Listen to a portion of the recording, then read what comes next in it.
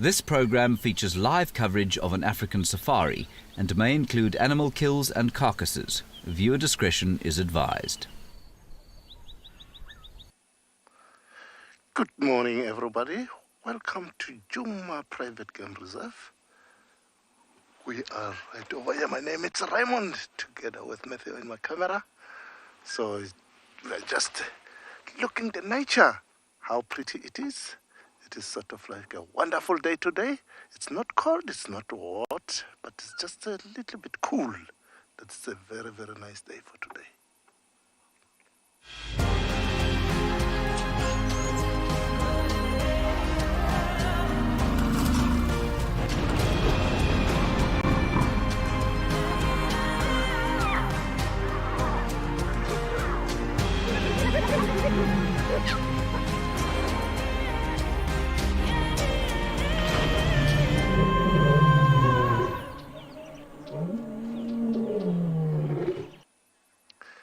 Good morning, everybody. Welcome to Djuma Natural Reserve. My name is Raymond, and the cameraman together with Matthew. So we welcome to the Djuma Natural Reserve. Welcome to ask any question. And hashtag wildlife, or even on Twitter, you can ask any question and comments to us. We are right over here to natural. All the trees, about the nature, about the bush.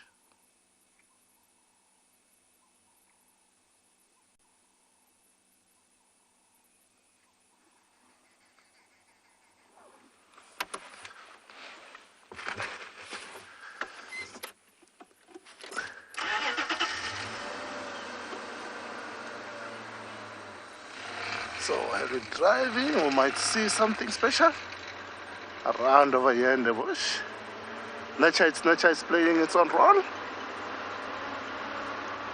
Still I've got lots of opportunity to see some animals, to see some trees, to see some birds, to see everything that's interesting.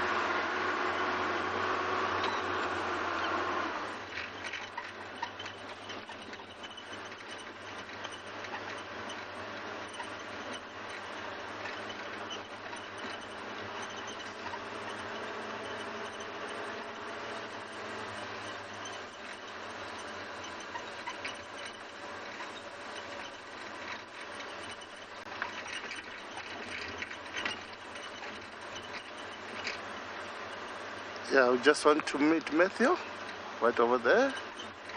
Turn around on that other road, double check it.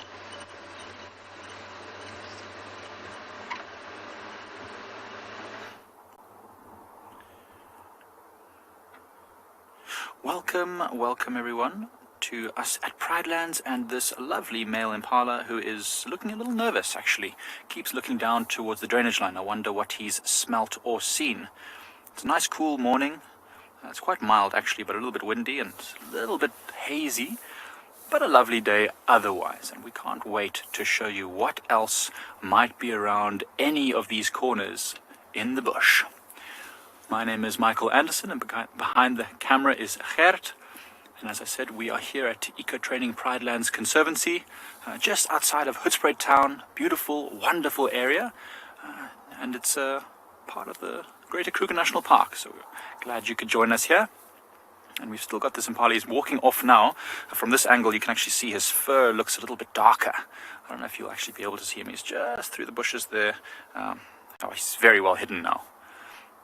As you see, even though they are a kind of a bright color, they blend in so nicely with the environment, especially now in winter when everything is looking brown and orange and rusty.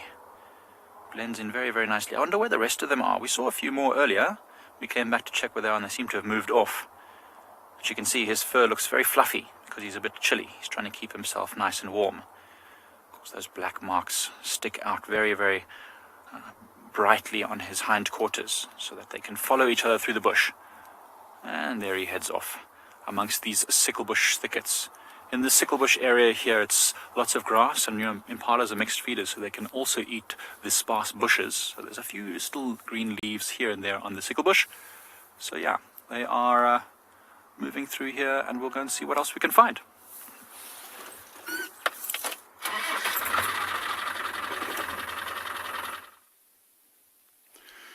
Good morning from andBeyond in Ngala. My name is Eric, and on camera, as always, we have Owen.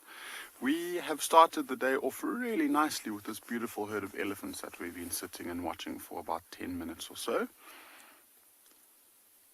And so far we can see about 3 of them. Just as I said, we could see them. One had to disappear behind the bush, but it is somewhere there, and we can hear more feeding around us. And so it seems like it's a small group. There we go. One's picking out its head out of the bush. And this is the one that we've been watching for the most time. When you look at the side of its face, it's got very, very small tusks. And so this is a young female. So I'm assuming it is a herd of elephants. There are a couple more. I've seen one big male that was passing by in the dense tree line. But this one looks like it is slowly but surely making its way towards us. And quite interesting at this time of year to see it feeding. Because most of the time we say that these elephants are browsers at this time of year because there's almost no nutrition in this golden, almost dead grass. But it's mostly been focusing on grass for the last 10 minutes or so. It does seem, it is feeding off of the ground still.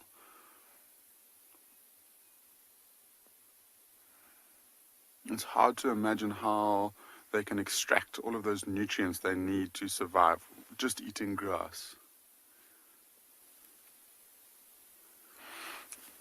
And buddy-wise, I've never seen a white elephant. I've heard of people seeing some sort of pale, leucistic-looking elephant who was almost a pink in color. I know there was 2 rangers on Ngala at the beginning of this year who saw a brand new elephant who was really, really pink and had these very pinky red eyes. But I've never seen it myself. I don't think it is very common in elephants. It's not common with any animal to be leucistic, but especially with a large elephant like this.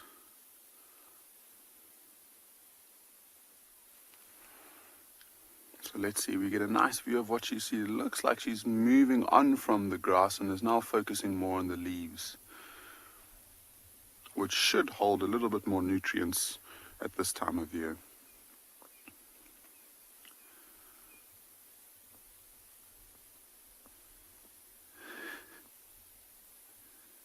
And as she turns, if you look at that forehead and how square and angled it is, so that's one of the best ways to tell the difference between male and female elephants. And males tend to have a much, much, much rounder forehead than what she's got.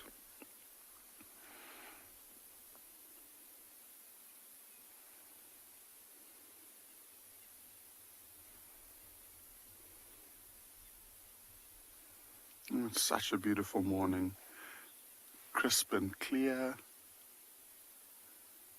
But Pranav, I don't think elephants get angry very often.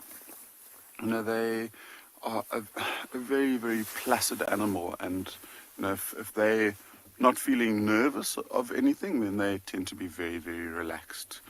One of the things that will make a herd very nervous is a large elephant bull who comes in and starts misbehaving around the herd.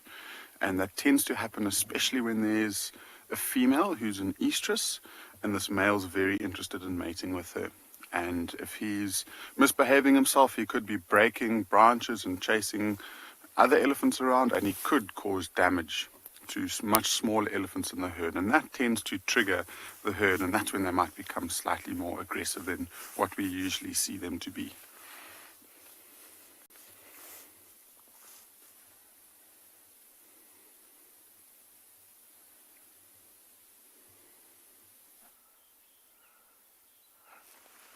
Good morning, and welcome to the dawn of Djuma Private Game Reserve, where there's a wonderful sunrise.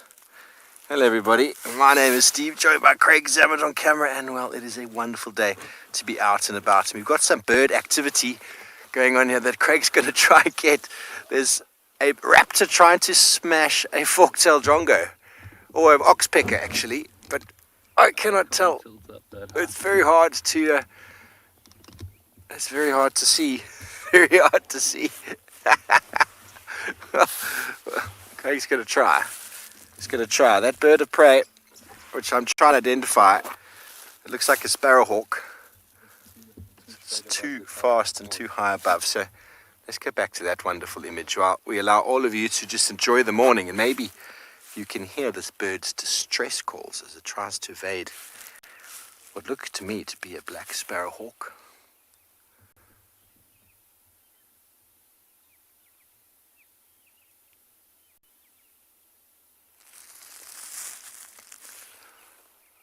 I have picked up on a track of a lioness on my favorite junction. We had lions calling from the north and the south this morning. I'm just going to scratch around and see if we can figure out where this animal's gone. You don't often find lionesses on their own, which means it's possible that the pride has been moving through as well. I'm going to give you a moment just to soak all of that in.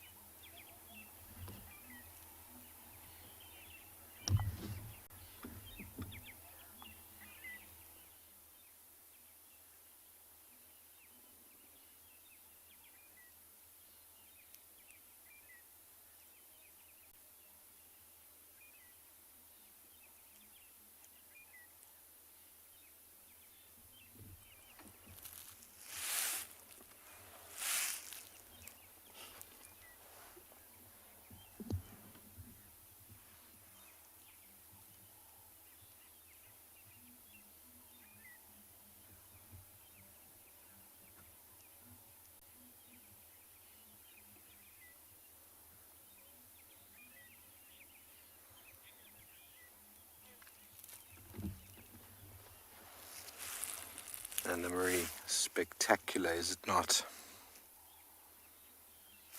Spectacular morning. Welcome to the new day. Happy Monday, everybody. It's a bit of a bubble for us here. We only know days of the weeks when we get reminded of them, or when we know it's the day before food delivery. We're always very aware of Wednesday morning breakfast. Food arrives on a Wednesday. So everybody, that was definitely a black sparrowhawk that was hunting that oxpecker. Just had to double check. And their food is predominantly birds. That oxpecker was a bit too quick for him. Sorry about that disjointed start. We wanted to capture it for you, but, well, it is live.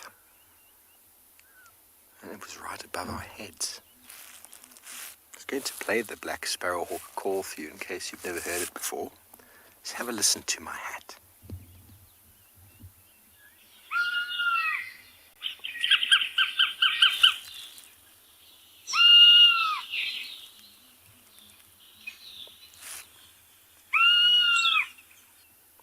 What a wonderful call of a raptor in the morning.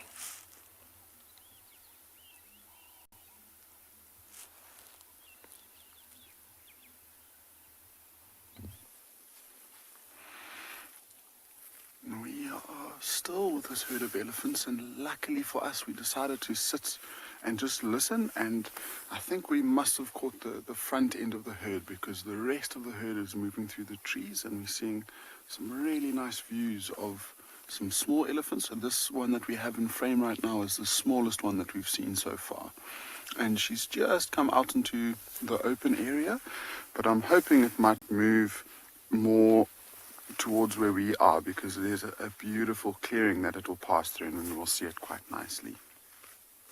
But we were just talking about how these elephants have got the ability to disappear, and I mean, It's amazing how they just, literally just takes one bush and you can't see them anymore. So there must be probably a total of about 20 elephants moving through this area. And we can only see 2, 3, 4 at a time at the most.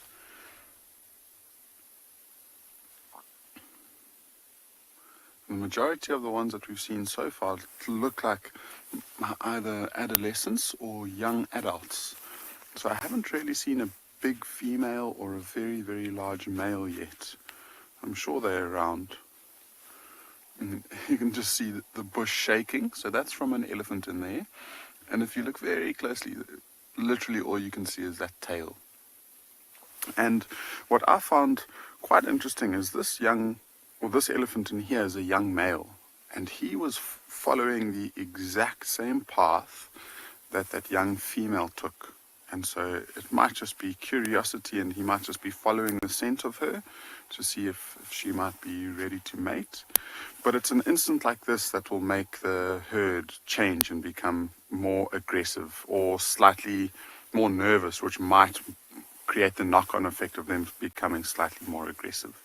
If he decides that he wants to mate with them, and there's lots of trumpeting and lots and lots of noise, and then that's when those young elephants that we've just shown you might be at more of a risk of being injured.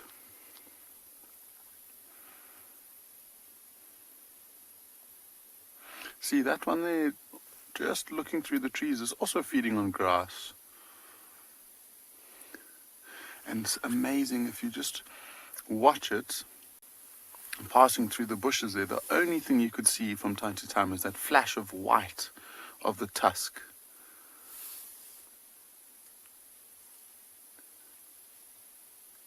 It's so noticeable sometimes, and when you're walking, that's a type of thing that you look for, is that white that sticks out against that green background. See, that one there is just put its trunk up in the air, and so the wind is blowing from us to it. It must have just been smelling our scent. Quick little smell, realizes that we're not a threat, and then it will carry on going.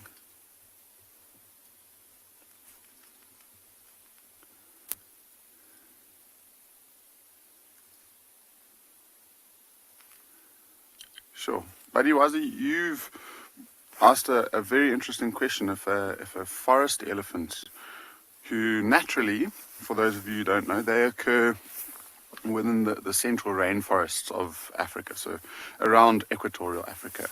And Buddy was asking if those forest elephants would be able to survive here in South Africa.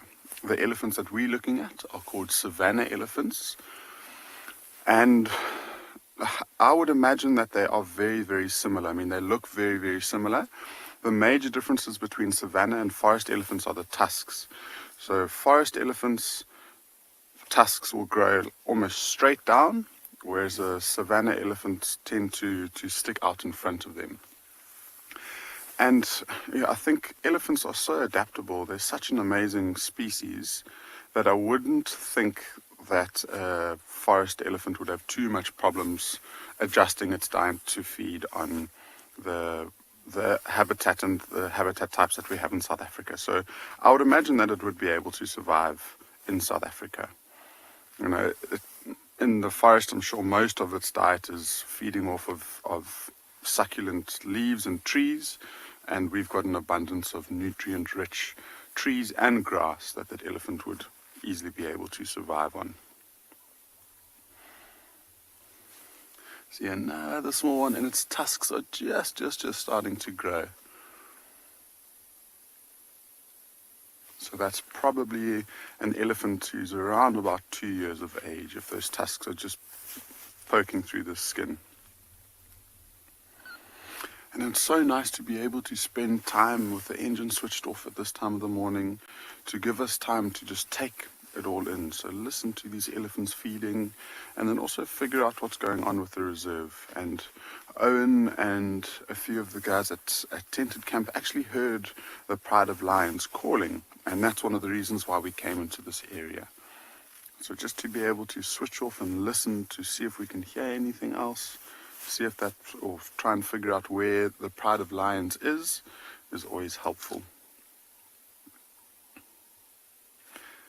I mean, just to carry on with the conversation we were having about what can trigger elephants for them to become angry, a pride of lions, these elephants might perceive as a threat, and they would probably try and work together to chase the lions away from where they wanted to be.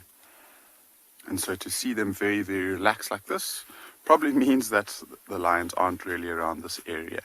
But if we were to see the whole herd grouped together, looking quite defensive, making a lot of noise and panicking, we might assume that they could have seen those lions. And here comes this bull finally. See, he's also quite young, but it will be interesting just to watch his trunk as he walks and see how low he puts it to the ground. Not anymore. So now he's turning his attention more to us, but there we go. That might be on the scent of that young female that he was following.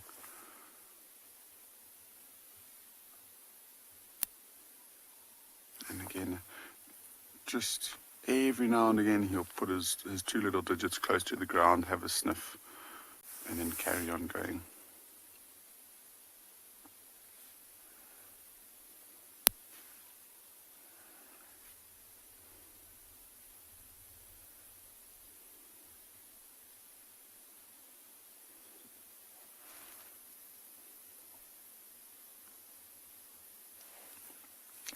Butterfly, elephants can walk incredibly silently, which is very surprising.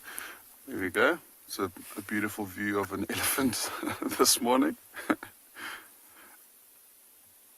Sometimes the noisiest thing about an elephant when it walks is that solid dung ball hitting the ground with a thud.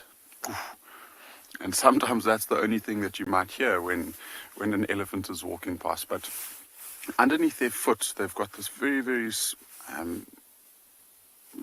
dense amount of tissue that just acts as a shock absorber, I guess, for such a heavy animal. And so it absorbs the weight really, really nicely. So it not only walks silently, but it also walks almost invisibly in some places. And it's very difficult for us to track a single elephant walking through the bush because their weight just gets absorbed by those very, very fatty feet that they've got.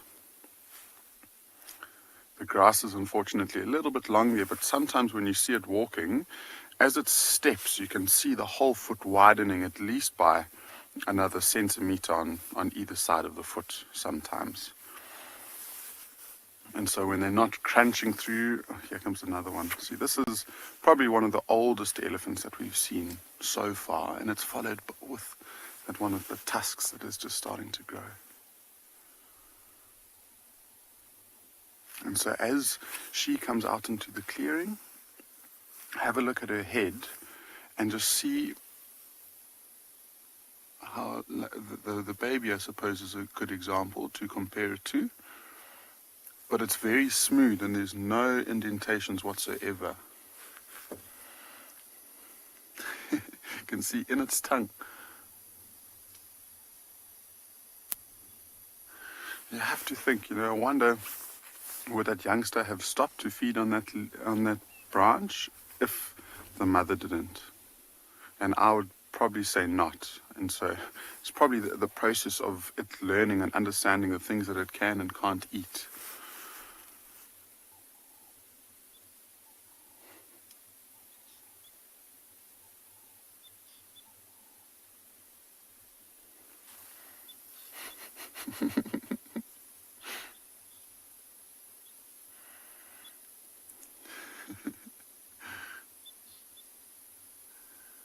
Pretty skilled with its trunk at this age, managing to get that whole branch. That branch is pretty much as big as it.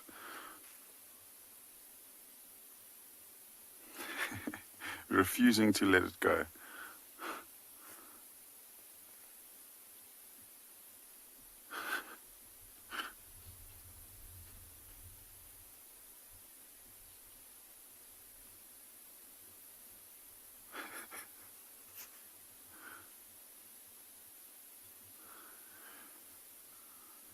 looks like it's given up on feeding and it just wants to take the branch with it.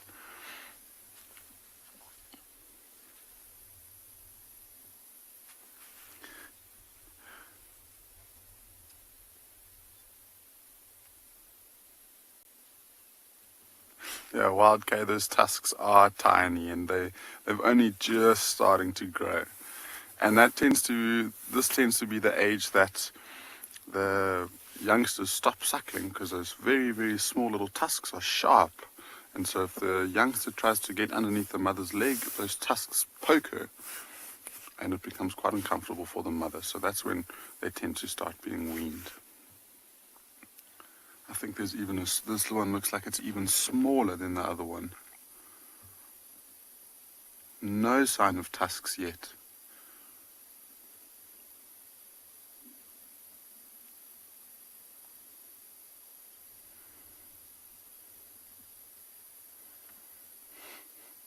Also got something to go.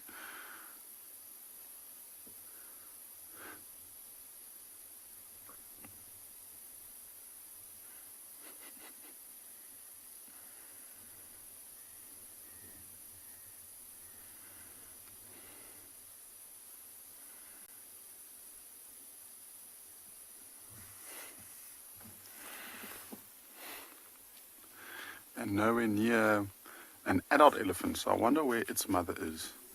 Somewhere close by.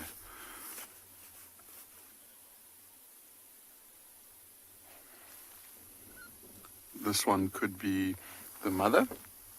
I suppose it's not too far off from that youngster.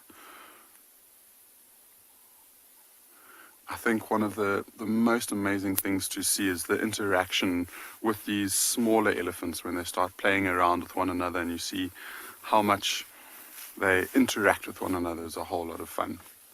So it seems like the majority of them have passed by. There's that one that's feeding, it's quite far away. I think we might carry on from here and see what else we can find for the morning.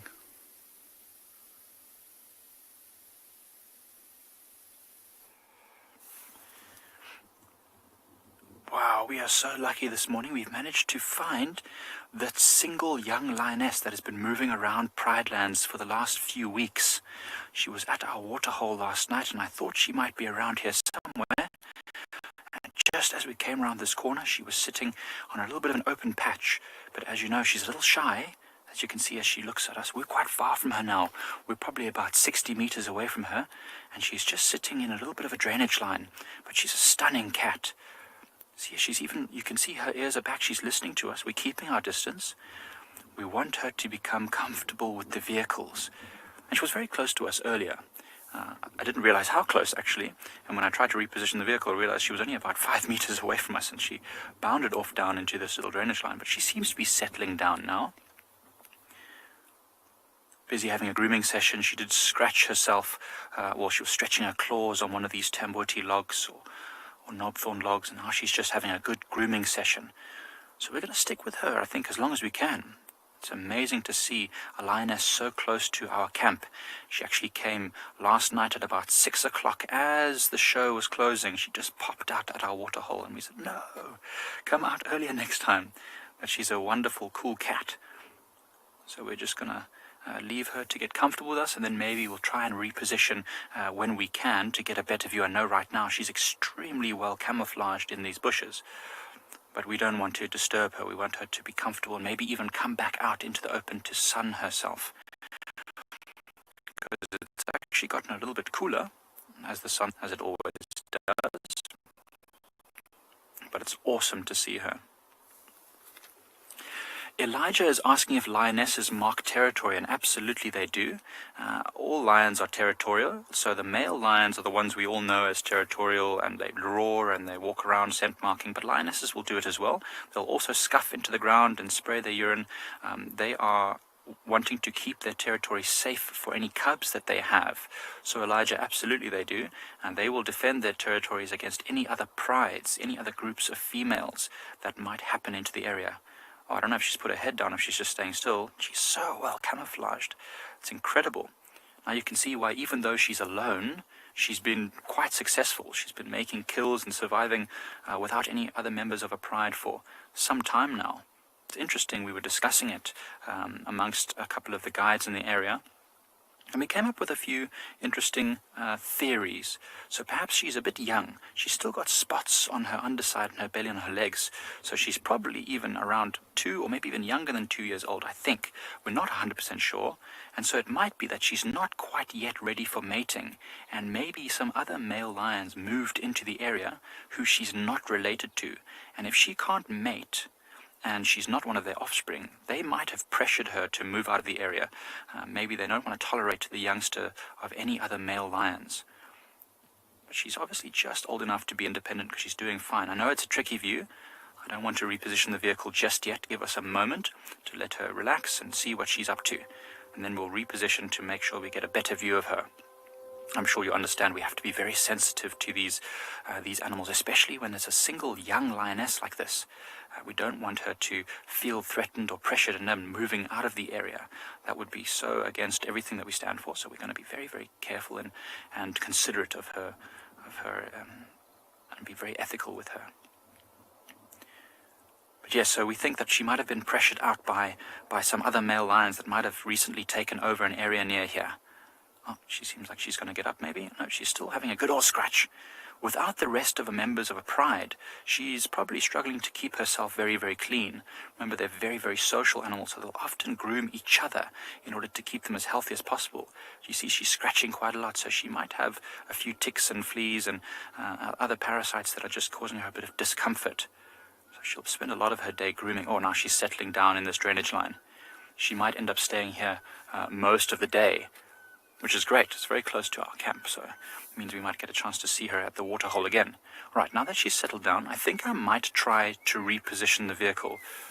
Gert, do you think if I move back, you might get a slightly better view? Oh, it's going to be tricky, hey? Well, we'll see what we can do. We'll stay here for now, and then maybe I can roll us forward a little bit. Let's just see if I can roll us forward just a tad there, Gert. Okay, let's try that. See if we get even a better view. Oh, it might even be worse than it was before. She's probably lying flat down. I can just see the movement of her ears down there. And now you know we were so lucky to spot this lioness. She happened to be in the open. If we'd have driven past here now where she is, we wouldn't even have known she was there. All I can see is an ear. Amazing. So it's often thought that lions won't survive on their own, but they certainly can. As you see, she's doing just well. She hasn't not eaten.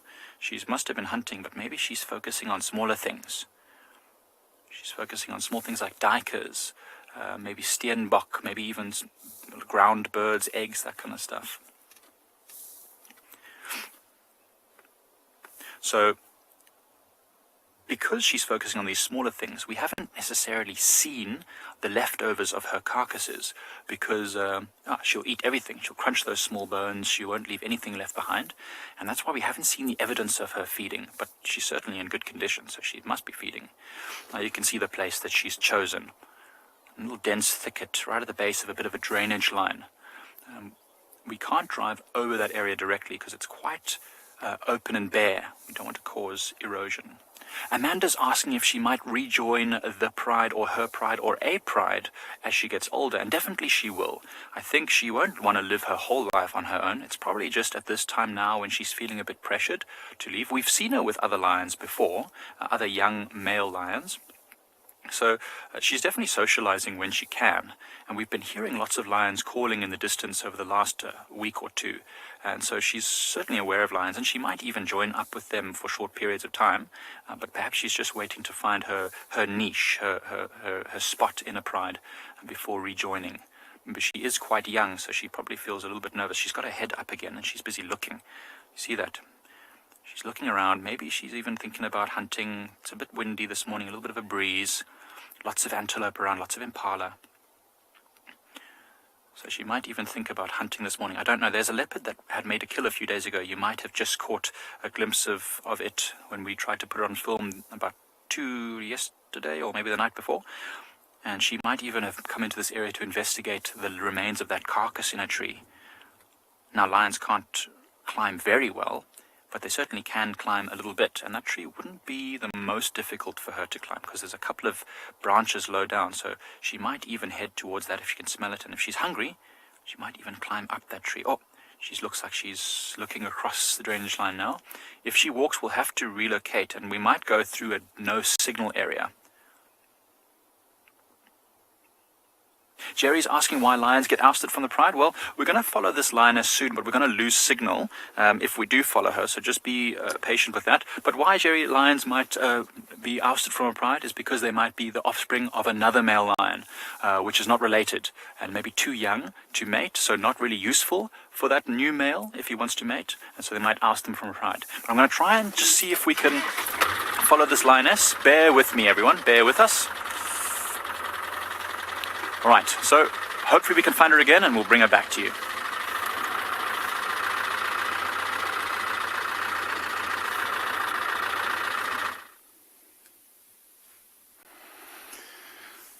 So those lion calls that everyone heard from Tented Camp, have we managed to find where they came from.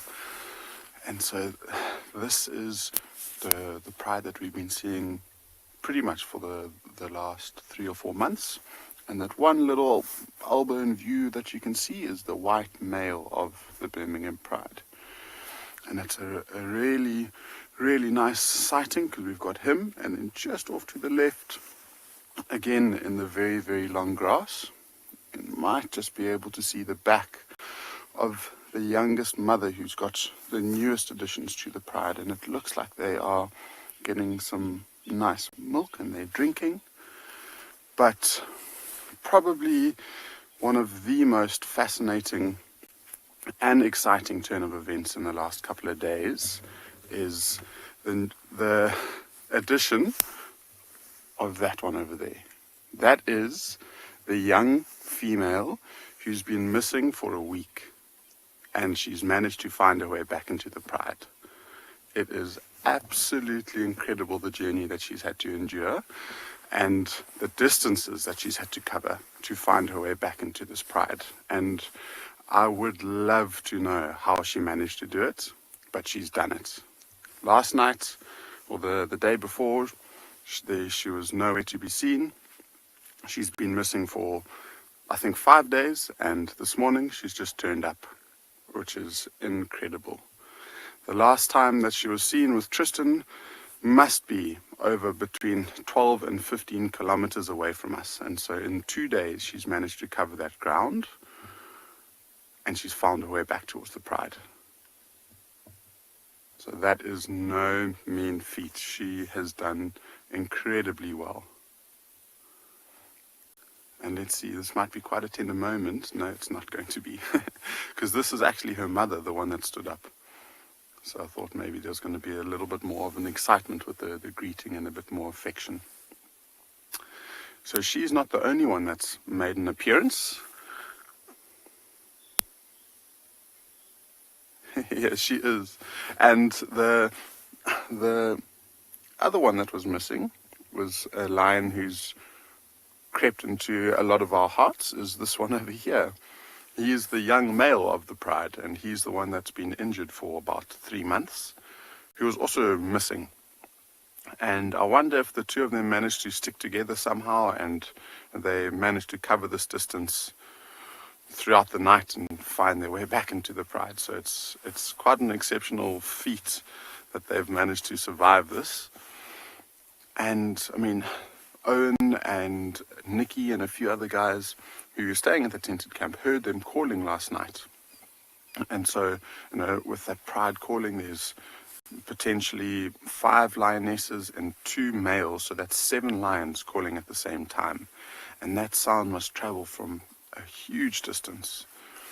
And I guess they were lucky enough to be able to hear them calling and just follow the calls all the way back until they found their way back into the pride.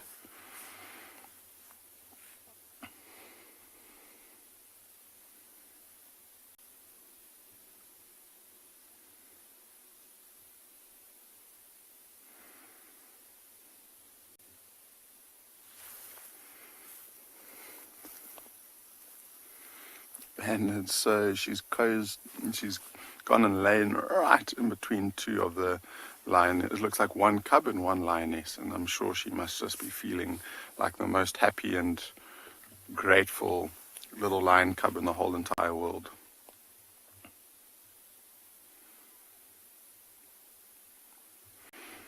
And I have to be honest, when I heard that she was missing and I found figured out where the Pride was moving and where she was, and the Pride was moving in the opposite direction, I thought that she wasn't going to make it.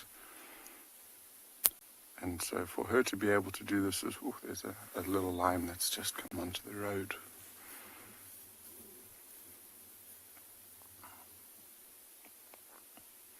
There we go. She's showing us her face. She still looks good. She's got one small little nick on her nose that looks new. I don't remember her having that before she left us. But if that's the only injury that she's got, I mean, that's quite incredible.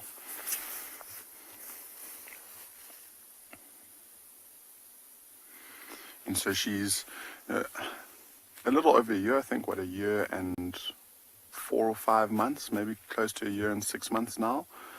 And so for her to be able to survive pretty much by herself for a week tells us that she's street smart. She knows roughly what to do and how to survive, which is quite phenomenal. Especially because I thought that she was pretty much completely dependent on the mothers and the females of the Pride.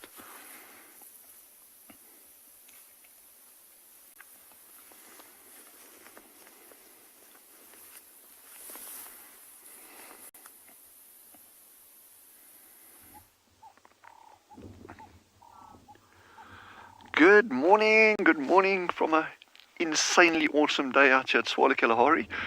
Davy on camera doing what he does best, which is getting this amazing footage for you. And my name's Dylan, and this is so cool. So we get to this dam. I was just going to do a little normal opening segment. And here we've got 3 spotted hyenas. Okay, don't worry. The 2 small ones are jackals, and there's a spotted hyena standing at the back. Now they've chased something into this dam again. You'll remember that they chased the kudu into the waterhole the other day. Well, we didn't see them chase it in, but we got there, and from all the signs, the tracks around, you could see it was a spotted hyena kill. So here they've chased something else into this dam, and it seems to be a technique that they're picking up on now. And I can't see what it is, but it looks like a young gemsbuck, but I'm really not entirely sure, but I'm just going on the coloration of that. And there you can see that old spotty there. There were 2 others here as well. They've just moved off now, and there was a bit of squealing in the background. So I don't know what's going on there.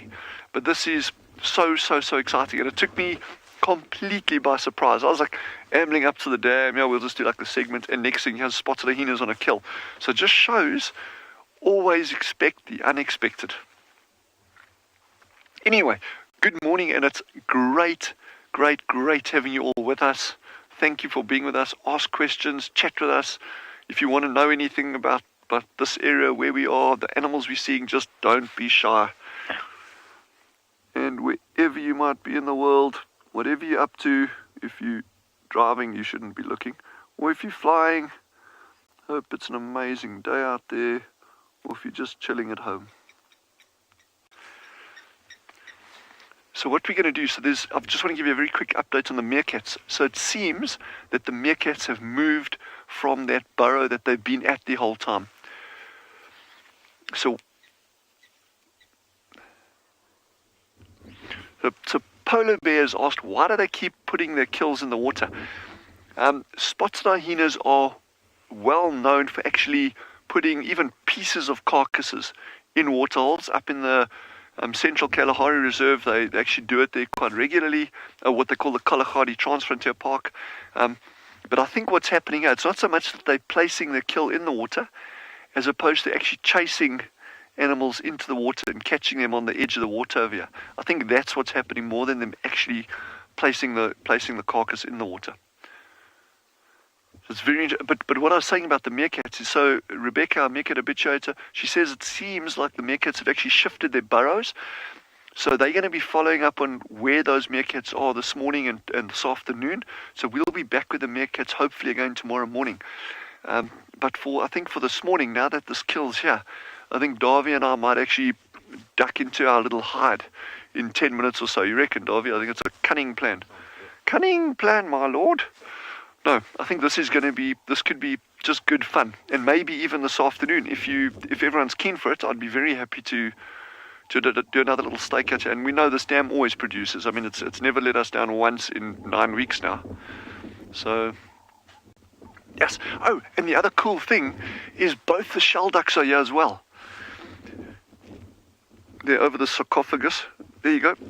So that's Sheldon on the right with a grey head, and Shelley is the one that's actually feeding with her head down. So the white, she's got the white head. The female has the white head. The males have the grey head, and that white is very variable on them as well. You don't get it's not a uniform amount of white on the female, so there's quite a bit of variability in that. But so I think she's doing a bit of feeding now. I would still really love to figure out, oh yeah, she's definitely feeding. So that technique that she's using there is actually, they actually shuffle their feet in the water and kind of like stirs little things up. It could be, crustaceans, or it could be algae that they're just trying to do. What's that jackal was approaching it? No, he says no, he's not going to try a box with 2 shell ducks. So he's got easier pickings.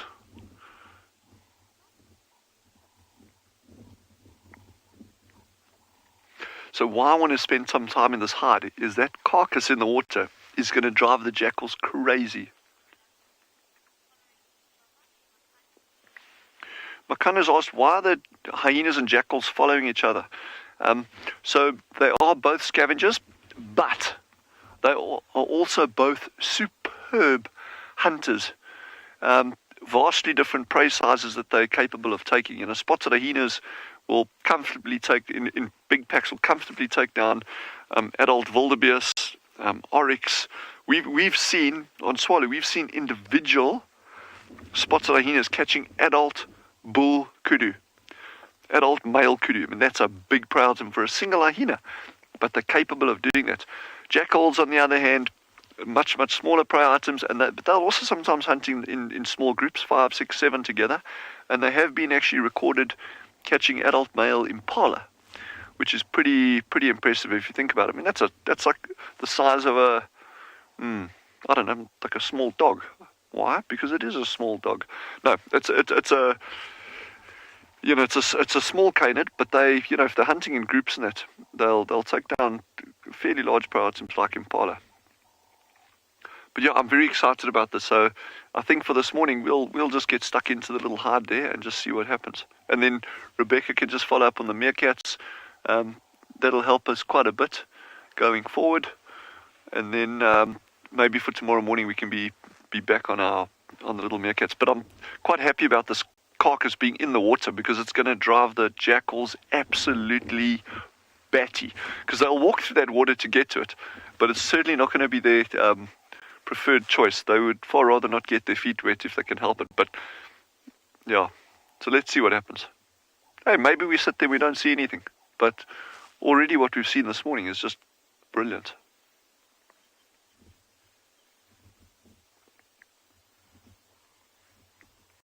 So exciting, man. So exciting. Yeah.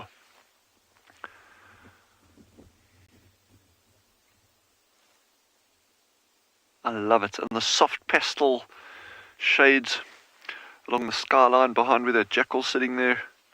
He is just nice and relaxed though. He says no, he's not going anywhere. He's going to wait there. He's going to wait for someone bigger to come pull that carcass out for him, and then he'll get stuck in. We will volunteer Davy to swim across there, through the crocodile-infested swamp.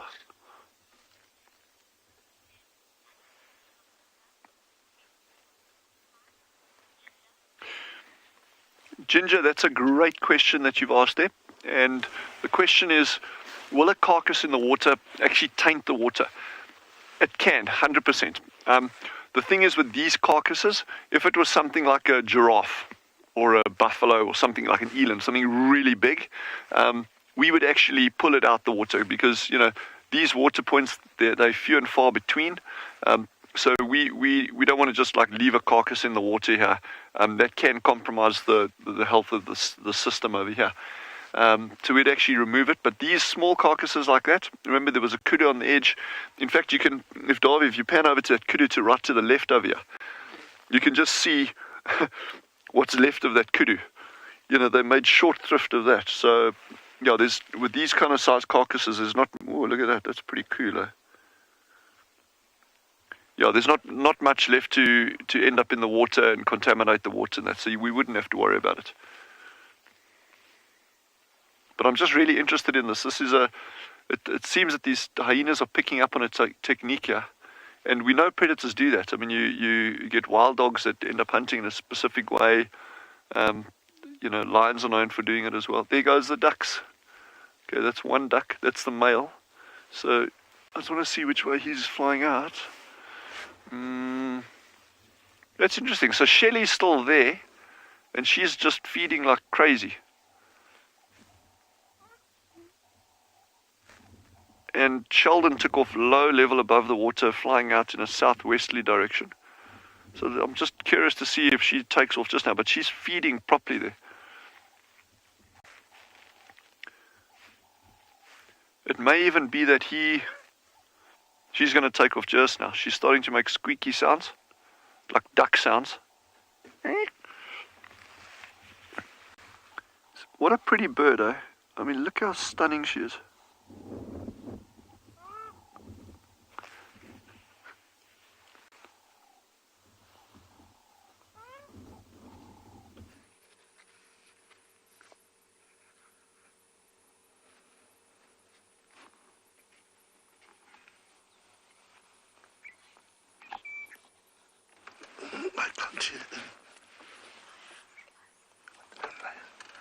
Good morning, everybody. We are on a Djuma Natural Reserve, so we have got a good sighting of impalas. So it is ahead of Patula, which we are with them right over here. Those impalas, they look like as they heard something, as they wandering. I don't understand what's happening. So you can see them. They are not relaxing, and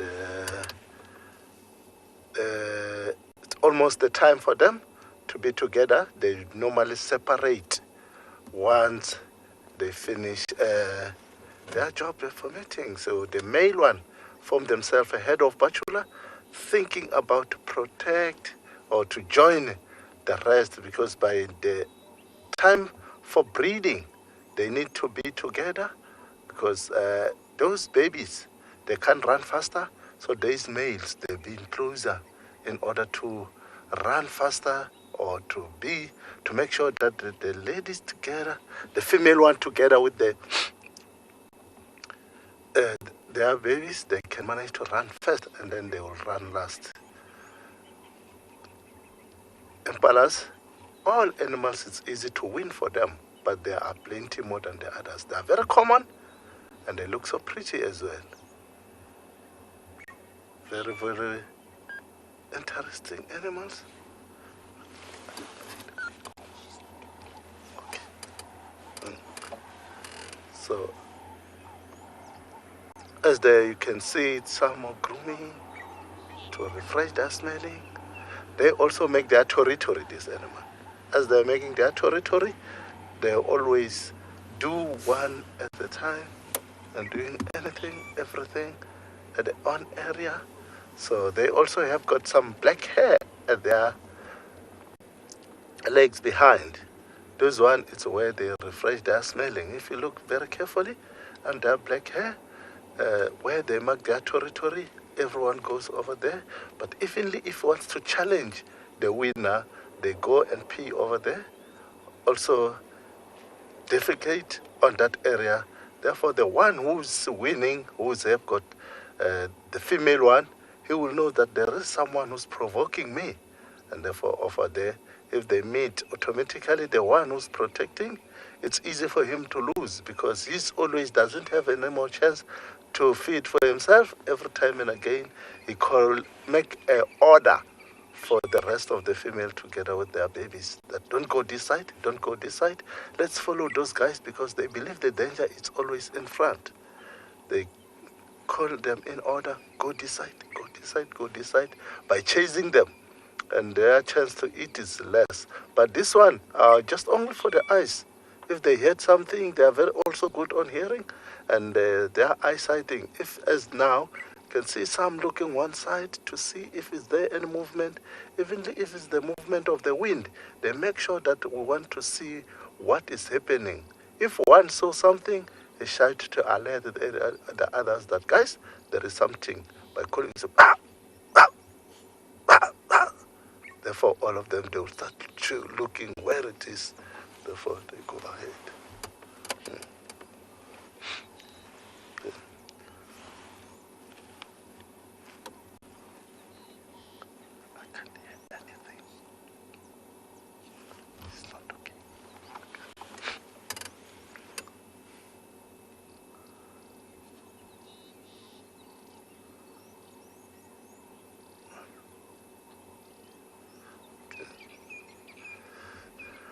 So we like to drive to see around. We just managed to see some footprint of a leopard right over here. So we want to go on a cut line to see if the leopard did cross to Gary, small Gary, or they're still in this our area.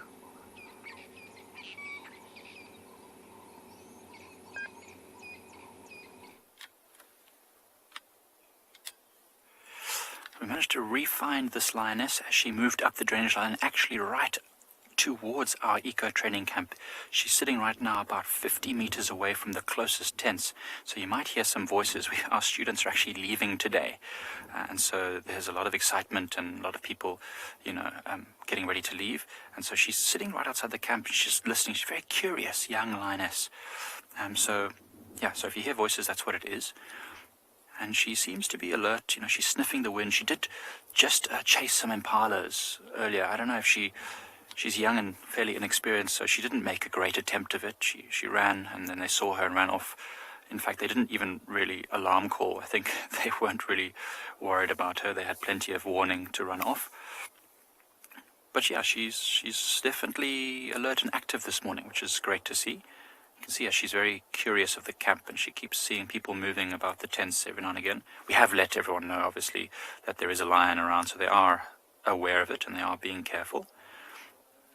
We've been with these students for quite a few months now, so they should know how to behave.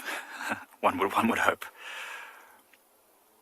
But just so cautious with this golden backlight. There's such a soft light today. And the nice cool breeze means that this lion could possibly be active quite a lot of the morning. It's good to see.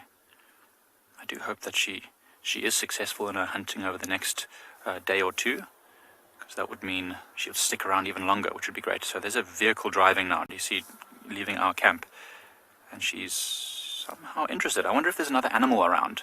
Maybe there's a lot of Ngala and Impala that hang around our camp, so I wonder if perhaps the movement of the vehicle is moving antelope.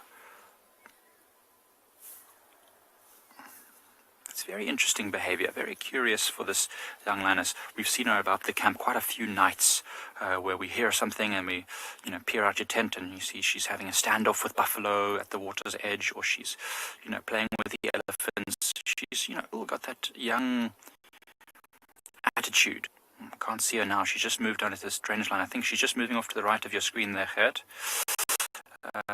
Somewhere around there, you can just see her flanks. Yeah, there she's moving. Wow, look at her. She's really using the drainage line to full effect, to move up and down and not be seen by anything, human or otherwise. Just coming up on the other side there. She's just back there a little bit more. Just back a little bit. The other way, left. Yeah, she's just in that main thicket close to that big stem. She's just stopped there. Straight ahead of us. Amazing camouflage.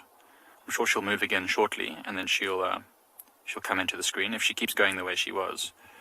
Amazing how she can move unseen like this. And I mean, she's probably around our camp very frequently. And so, yeah, a lot of times we don't even know she's there. She's probably, just standing right off the pathway and we walk right past her. Remember, animals don't want conflict with us as humans. They want to move around in this natural area and do their thing. And they'll move out of our way for the most part. Alistair, we have lions in our camp all the time. This lioness, in fact, has basically taken up residence in and around this waterhole, which is right next to our camp. And so, yeah, she's in the camp frequently. I think she's on the move again, maybe. I thought I just saw a movement.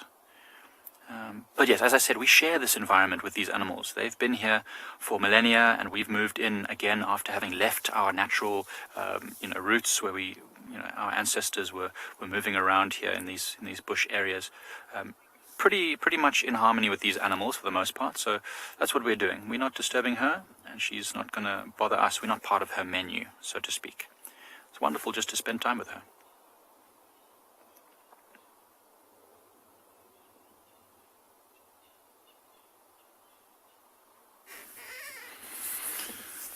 So not much has changed at all with this pride. We do, however, have a slightly better view of the two youngest lions, and they're still suckling, so we can just see the top of their heads and the top of their ears and see them moving around. On the odd occasion they might peer over their mom's belly and have a look at us, but they're very interested in trying to get as much milk as they possibly can for now. And they have grown so much since I last saw them. It's also been maybe about a week and a half or so since I last saw them. They just seem to be growing by the day. And the female, 2 nights ago, decided to go off and hunt with the pride. So she actually left the cubs in this exact spot. And they were all by themselves for the day. And the pride obviously went to go off and hunt. I don't know if they were successful. If they were, it must have been something small because they don't look completely full. But then she must have come straight back to try and feed her cubs, and then I'm just assuming that the rest of the pride would have followed her back into this area. So they're all scattered around in this very long grass, enjoying the winter's morning sun. So on either side of this termite mound, there are a couple on the left over there.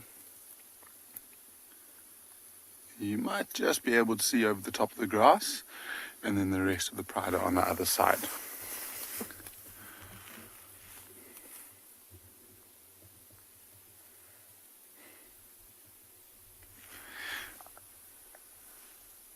And so in total, 17 lions altogether in this one little spot. Dismal, absolutely yes. These lions are very, very opportunistic, and so if they're full and there's a good opportunity to feed, they'll try and take it. I was watching a pride of lions feeding on an Ngala that they had just caught, and they about 30 seconds later, these 2 lionesses got up and they caught a wildebeest maybe about 100 meters away from where they had that Ngala kill. And it was completely unnecessary for them to do it, but this wildebeest somehow didn't hear the lions feeding, walked straight into where they were, and she managed to kill them, or kill the wildebeest.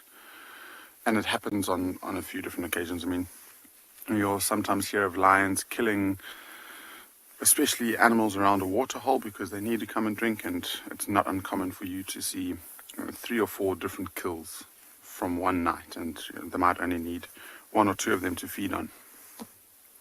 But the way that they hunt is very hard. I mean, when you're watching with Mike, a lot of those hunts like that become unsuccessful. They try and they get as close as they possibly can, but then the prey will out-sprint them or smell them before they can get too close. And a lot of these hunts end in failure.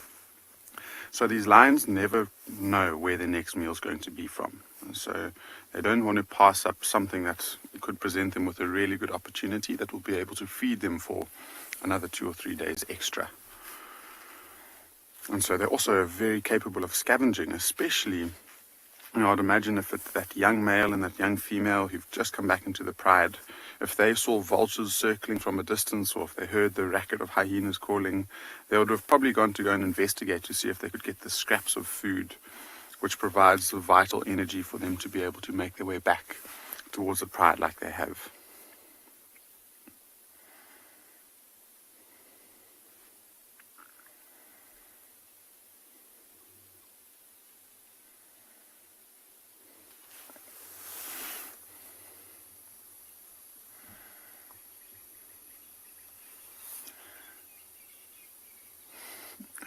And it's all we're seeing is the bodies of lions sleeping in the grass, and so we're not getting the best views of them. But I mean, it's just such an amazing story to be able to be here and see that the young male, the young white females made their way back in towards the pride. So it's quite an incredible story for this pride.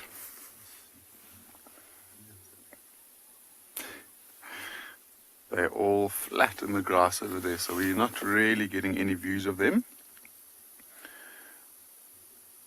But the good news is we know exactly where they are, and it does seem like today's going to be nice and hot, so if anything, their movement might be in towards some shade, which is in the trees behind them, and then you never know, maybe a little bit later on we can return in the evening and see if they might be able, or they might be moving around and we might be able to follow them for a little bit.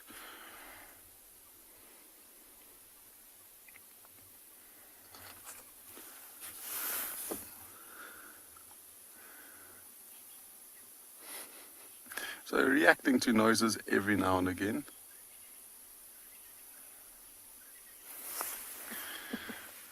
And one of the cubs has gotten up, but that just seems to, it looks like it's going to the loo.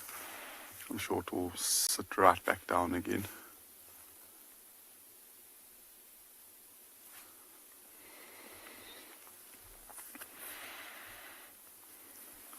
It's amazing, they haven't moved far at all in the last couple of days. They're almost like they do a loop and then they come back.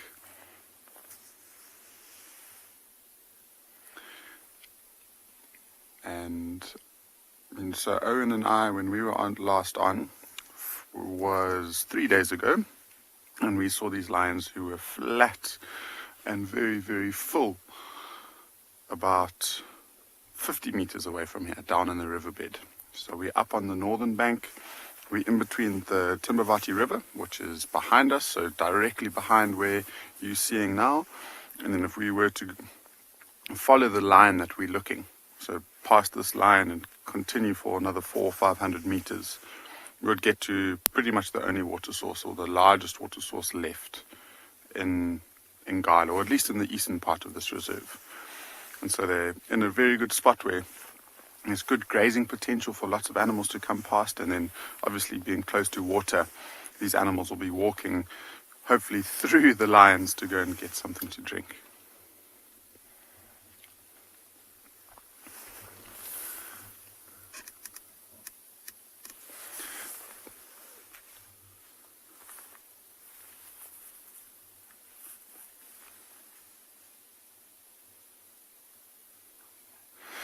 I'm just going to quickly reposition a little bit, only because one of the young cubs has actually made its way out onto the road, and so we might be able to see, well, not the young cub, but one of the older ones, and we might be able to see a few more lions if they poke up their heads.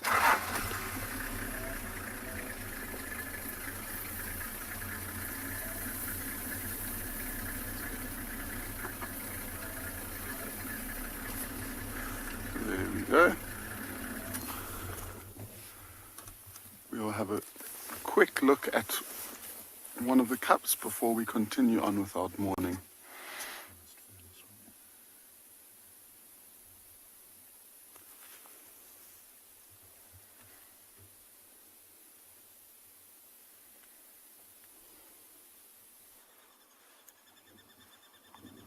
We are still sitting with our gorgeous young lioness, She's still very, very close to our eco-training camp. She's moved into a slightly thicker area on the edge of a termite mound, and she's just looking over the edge of the termite mound towards the camp.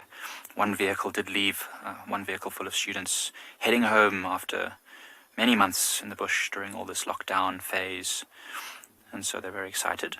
So the noise of their departure had her a little bit interested, and she came and sat on this termite mound. Now that they've all gone quiet again, she seems to be settling.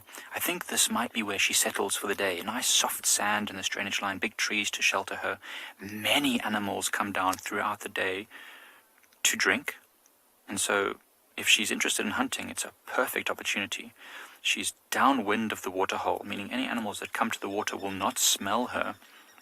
And then she could get a chance to perhaps hunt successfully, which would be fantastic. This lioness, we don't know exactly her history or where she's come from or what pride she's come from, although we'll slowly piece it together.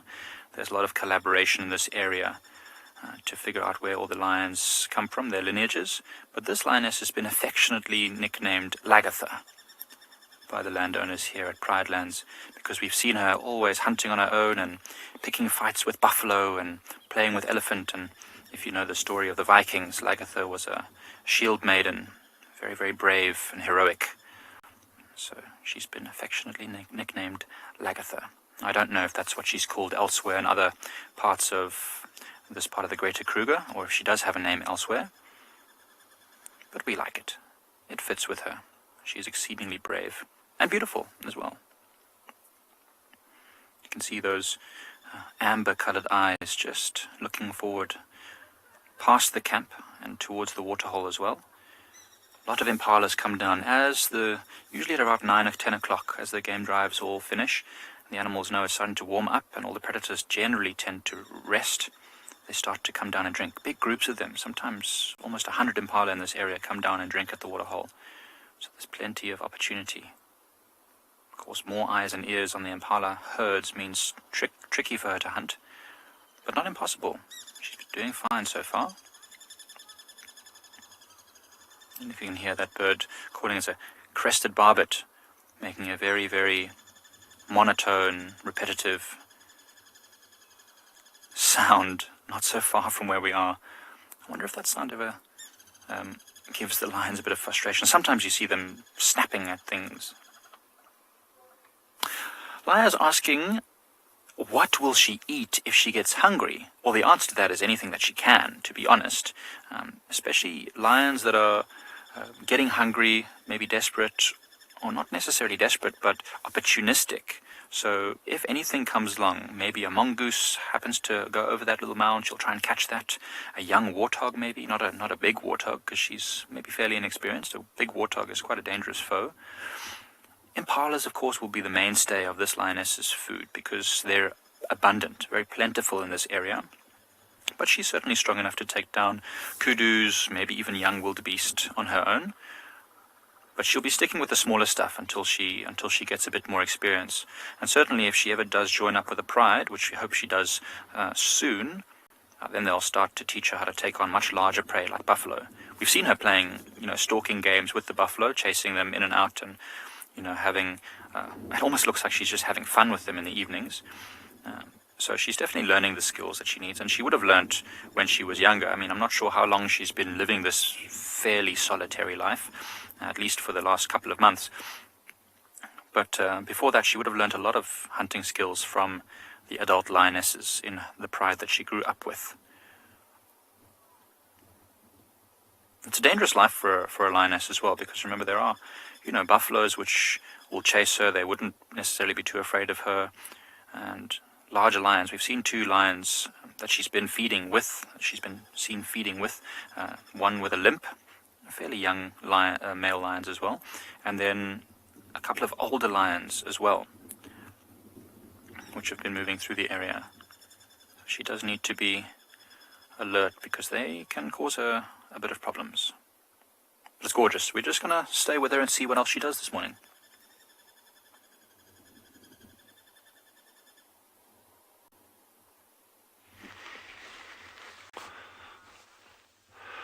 So we confirmed this is actually a gemsbuck, so it is definitely a gemsbuck that they killed. Doesn't look like an adult one though, so Yeah, that's quite interesting. But my goodness, what went on here during the early hours of the morning, eh? Some interesting stuff. And the little jackals have trotted off, but they're not going to go far. They're going to just be lurking in the background here somewhere. So I just want to just sit here quietly and wait this morning. And then I think I'll decide later today. I think maybe some tiny little lion cubs might be the order of the day for this afternoon's drive. But we'll have a look and see. So the other interesting thing is, just now, just before we came down to the hide, the two shell ducks, Shelly and Sheldon, they actually took off together in tandem, and they took off here and made a beeline for the nest site. So they are definitely at the nest. So those of you who are keen for it, we can also do that again in the next couple of days. Do a stakeout at the Shelby household. A lot of dove activity now. So and the sun's almost up. In 10 minutes it's going to be over that hill, maybe not even 10 minutes. And then we're going to get quite a nice flurry of bird activity. There's a cool breeze, same as yesterday, not yesterday, the day before, coming out the northeast. But it's not a cold front. Well, it certainly doesn't feel like a cold front, but it's nippy. It's just the early hours of the morning. I think I'm going to be wrong on that 10 minutes in the sun. I think it's going to be a lot sooner than that.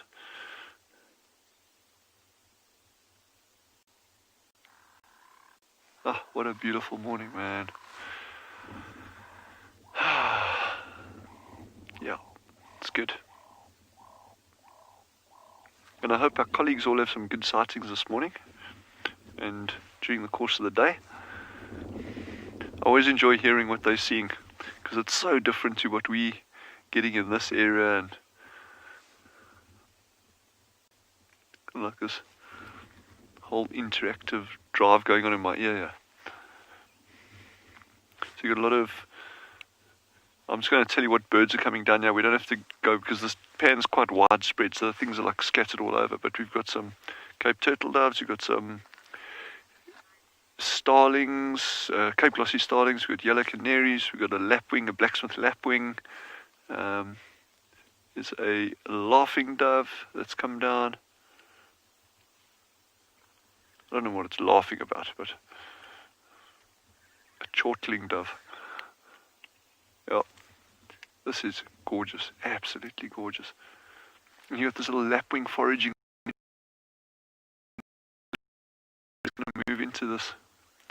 There we go, have a look there.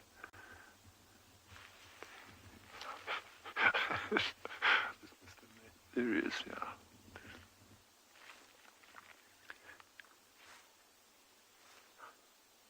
Just foraging for little invertebrates along the edge of the water.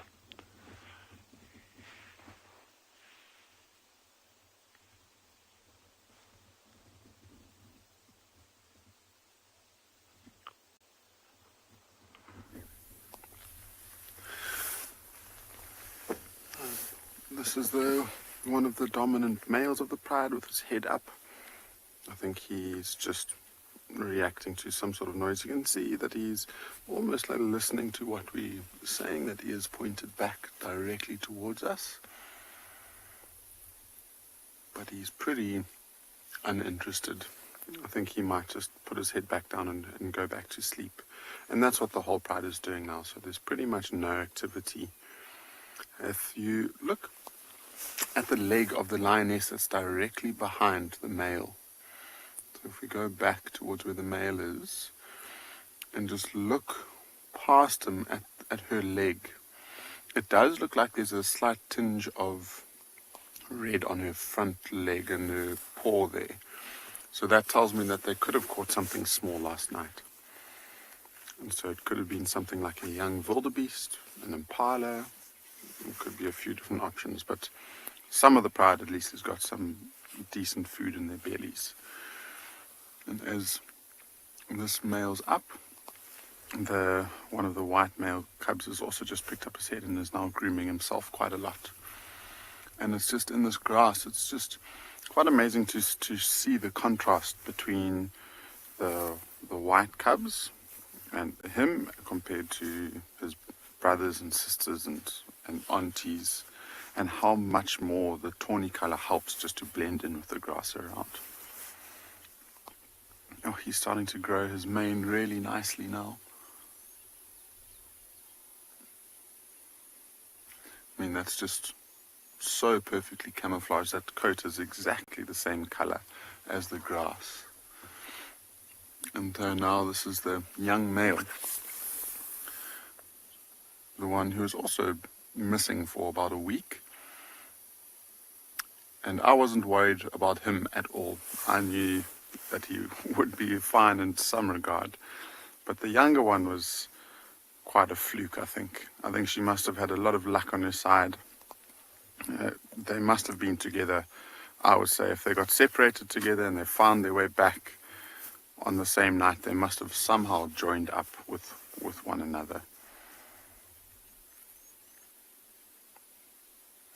And I mean, she's a young lion. He's got a limp to cover that distance without running into anything that put them in harm, like hyenas or other lion prides. It's very, very, very special. And that white one is just turning its head and facing towards us, so we'll get to see a lion's face for the first time in the sighting.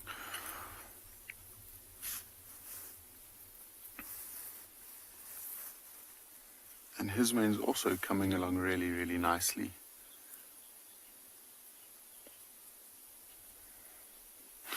So Angie, I think with lions, they're quite unique compared to different cats. And one of the ways that they can learn to hunt is by playing with their brothers and sisters, which things like leopard and to a certain extent cheetah maybe don't have as many brothers and sisters to play with. And so that the tackling and the biting and the wrestling is all very important into learning how to take an animal down. But at this stage, because they're following the pride a lot, they'll probably learn a lot by watching what the females do. And so they're not getting left in a particular spot like the two youngest ones are still. They're following the pride, and that's one of the reasons why this pride is able to cover so much distance recently. And so when the females are interested in something, they'll give off little body language signs that hopefully if the cubs are listening, they'll just sit down and watch, and then they'll be able to watch as the mothers plot and plan their hunt. And it won't be much longer until they actively start joining in. I mean, for this white male, he's a male, so it will take him probably a little bit longer, and he might not join in as much as his cousins. So the females of the litter will be a lot more active than what he is, and they'll try and hunt with the pride. And I'm sure it takes a number of years to get completely good at it. I mean, the two oldest lionesses now are very, very skilled huntresses. And even then, I mean, their success rate is very, very low. Must be, I don't know, probably between 2 or 3 out of 10 hunts turn into a success. And so they have to keep trying and trying and trying. And that's just how they learn, I guess, is through trial and error. I'm sure there's also some sort of instinct in a cat that will teach.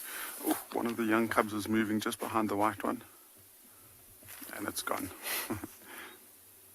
Might just be able to see the movement of the grass.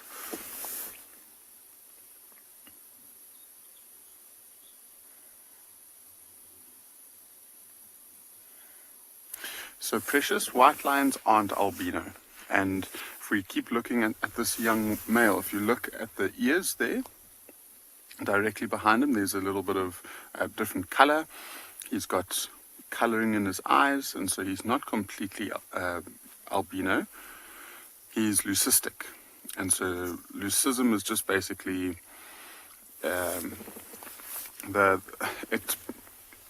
it's caused by the lack of melanin in the skin. So the pigment melanin gets blocked somehow, and it turns these lines into white.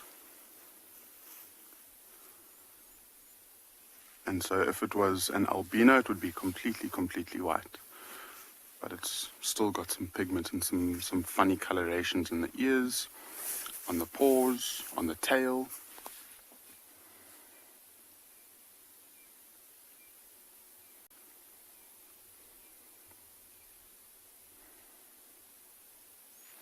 Yeah, so now that it seems like everyone's settling down, that your white male's grooming, I'm sure, just to put his head down and rest, we might end up heading towards a waterhole to see if there's anything there that might be drinking this morning.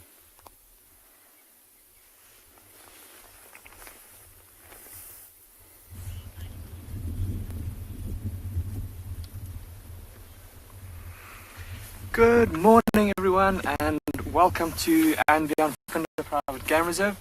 My name is Damon. Behind the camera we've got Marcel. We're a little bit late to the party this morning. It's been raining quite heavily down here in Mapuche land, quite uncharacteristically for this time of year. But we've eventually managed to get out, and look at this. Myself and Marcel have managed to catch up with a mother cheetah and her 2 cubs. Have a look at the weather behind her. Oh my goodness. Looks like there's more rain heading towards us. I'm just going to have a look through my binoculars, try and get a better look at this mother cheetah's tummy. We haven't seen her in a few days now, and it would be good to know if she is on the hunt, because that will of course determine how much moving she does today. And just looking through my binoculars, it looks like her belly is quite empty. So she'll be wanting to get on the move with her youngsters and go out and try and find food. Oh, look at her! Jumping up onto that tree.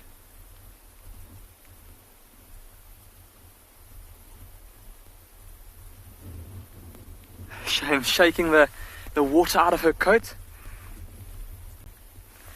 And the 2 cubs, look at how playful they are in this cool weather. Oh, it looks like they've got something there. Look how they're pouncing around on the ground. Might be a ball of dung that they're treating like a soccer ball and batting around. Very playful in this chilly morning, or chilly morning air. And it's good to see that the little female, she's the one on the right. I don't know, some of you may remember the last time we saw them, she had quite a bad looking, well, it looked much worse than I think it really was. It was just very inflamed. Injury on the inside of her one back leg. And she seems to be still playing normally. She's keeping up with mom and her brother, so all looks good. We did say at the time when we saw it that it didn't look like it was too serious. But it's always good to have our thoughts backed up when we actually see animal behavior like this that tells us that injury is nothing too serious. And mom looks like she's getting on the move now, everyone, heading down the hill out into the open. Now, of course, with this wind, just listen to the sound of the wind blowing through the microphone. You might even be able to hear the sounds of the little rain droplets as they come down. Just imagine for all the different antelope species here, the Impalas and the Nyalas, in the thick bush, trying to shelter from the rain. That wind and the sound of those raindrops will create a bit of a background noise that will often, or that could mask the sounds of a predator approaching. And of course, big cats like this cheetah will know that. And so this mother cheetah might now she'll want to take advantage of that. Seeing as she does look hungry. Off they go. There is another road around the other side there, everyone. So we're going to loop around and we're going to try and get another view of them from that side. Oh, listen to the monkey starting to alarm call. Oh, she's moving quite quickly now, everyone. I'm going to have to catch up. And hopefully when you come back to us, we will have another view of this mother cheetah and her 2 youngsters for you.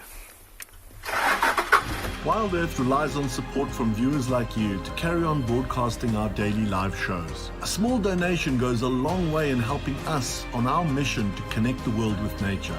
Please visit our support page to see how you can help and become part of the WildEarth family. So we're still with our Lioness here at Pridelands, but as you can see, or maybe you can't see, she has gone completely flat. She's lying down in this grassy drainage line next to a termite mound. It looks like she might settle here for the day, which is quite sick. It's great to know that she's comfortable enough with the sample and the movement around that she can settle there. Hopefully she doesn't get too comfortable and start settling even closer to our camp. We're about 50 meters away from the furthest tents, so that's far enough. And the camp's going to be very, very empty. It's just going to be a few of us in camp when the students all leave, so we'll definitely keep an eye out. And as the camp becomes very, very quiet, you'll probably find a lot more animals like this lioness will start to move in there. The wind is picking up slightly. It's getting a bit gusty moving there. So this could cause her also to change her behavior slightly, just to investigate if there are any hunting opportunities. Remember, she did chase some impalas a bit early, a bit of a half-hearted attempt, just taking the opportunity whilst it was there. But she doesn't look super skinny. When she got up and moved, she looked like her belly was hanging a little bit, so maybe she had eaten something. She wasn't desperate for the food. But the camouflage, I mean, you can imagine if an impala does not smell this lion, doesn't hear it, it definitely won't see it. So it's a great opportunity to have a hunting opportunity.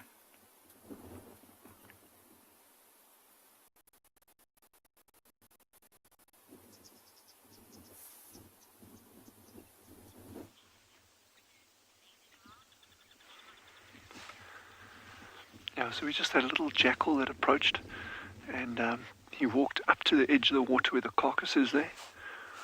And then you can see this is going to be really tantalizing during the course of the day, because these little jacks, like I said, they can walk through that water. It's very, very shallow, but they're also like, well, why? You know, they haven't been battling for food. There's a lot of carcasses around here. There's a lot of predation. So I don't think these jacks are definitely not hungry jackal. So I don't think there's a huge amount of urgency to get to that carcass. And also it's like they prefer foraging like late in the afternoon and then going into the evening. So you may find that they've already been nibbling on bits and pieces here in between the spotted hyenas going for it.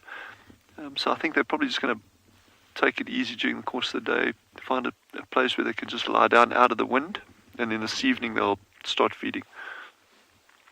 Ashley's asked, can jackals swim? Jackals can swim very, very well, but I'll show you something else that can swim. But how pretty is this? Look at the birds bathing on the far side there. Stunning with that light. Some of them are actually dust bathing, and others are actually bathing in the water. But we'll keep it there, and you'll see they're going to start coming down. So what's happening? The birds are starting to like roll in and out of these bushes now.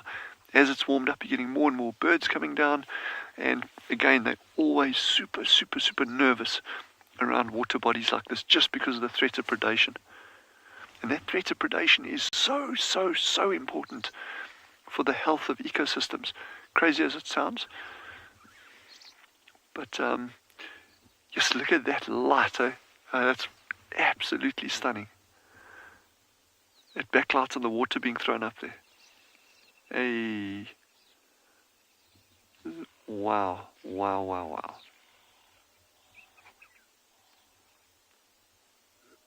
Sure. I'll take my hat off to those birds bathing in this cold water. I would think about it twice though.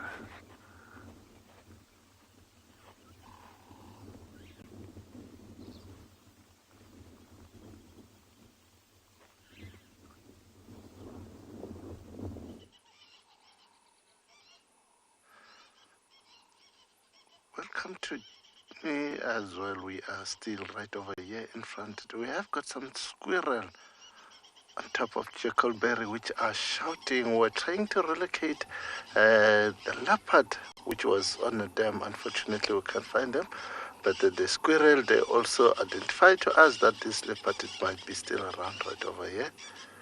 So the squirrel together with the birds, sometimes they do help, as there was a lot of impala right over here. Due to the shouting of those squirrels, the impalas did manage to walk away. Maybe this leopard is just lying down right over here. It is an opportunity for those other animals as they are communicating with the shouting of the other one.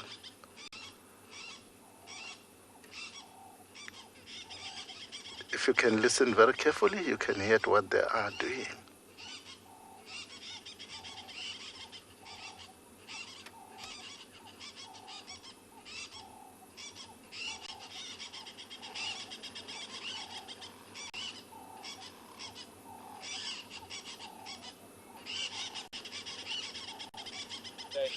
Found where these lines crossed into woods from a survival race.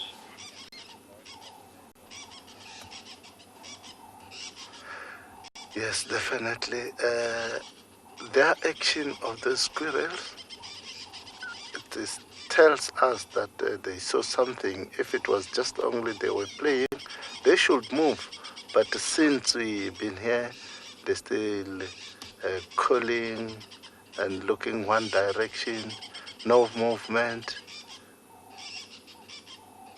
and they just only look down where it is.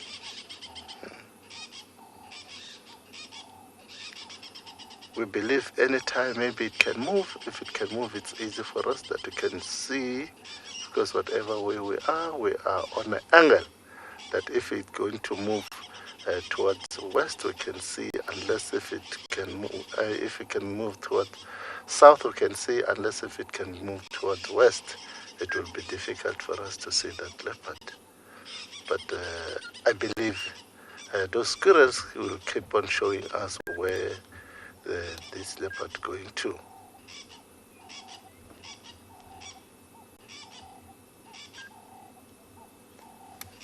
Please send us to Tswalu. Go to Tswalu. Goodbye. Go to Tswalu.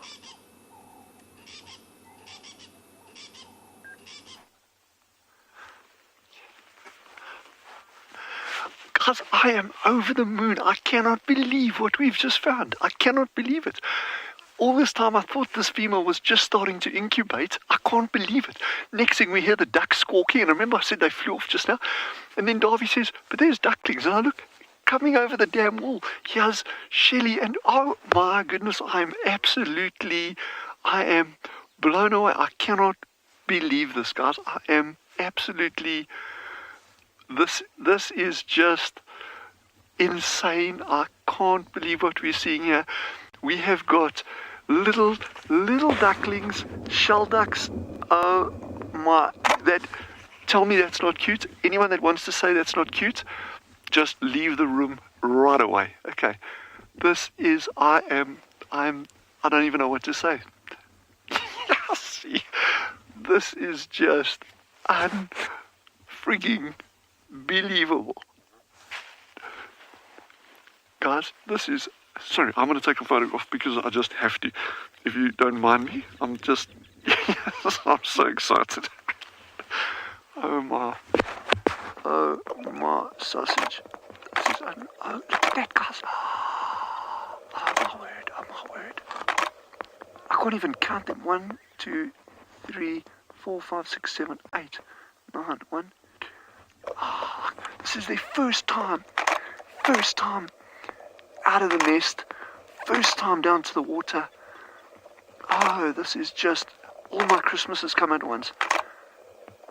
Ah, and there's the proud mom and dad, Shelly and Sheldon Shelby, with their little, I want to count them. Oh my goodness, I am ecstatic, people, and I'm so glad you've all seen this.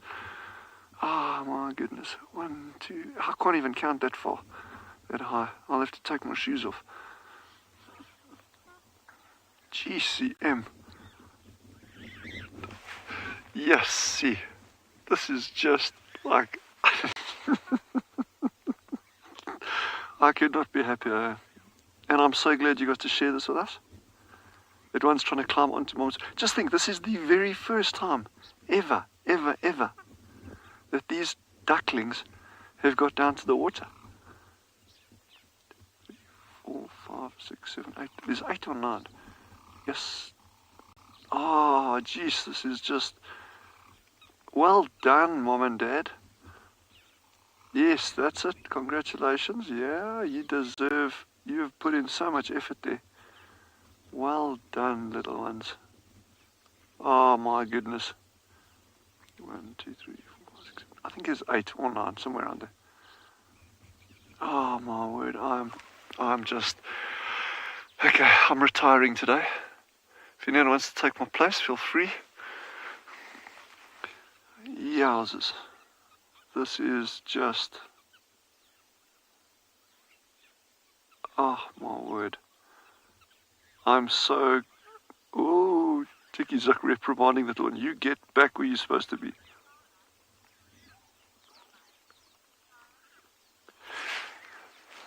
Karma says? Sarah says it's the new school bus. Sarah says it's the new school bus. That's beautiful. Oh my word, I'm so happy.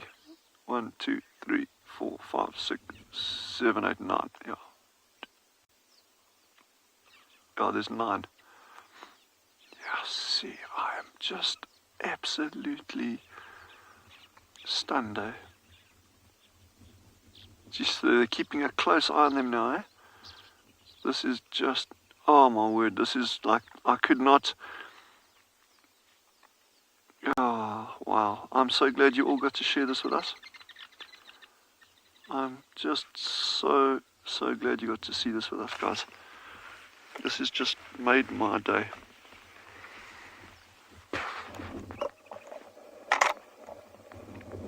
Excuse me, I'm taking pictures, I can't not.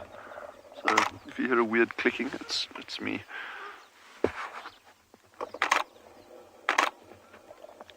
Yes, guys. This is probably my sighting of the year, I can tell you now. Probably of my sighting of probably 10 years, I don't know, 15 years. Oh my word. Oh, and they just brought them down to show us. Yes, see. Sorry, I'm like running out of things to say just because I'm so excited.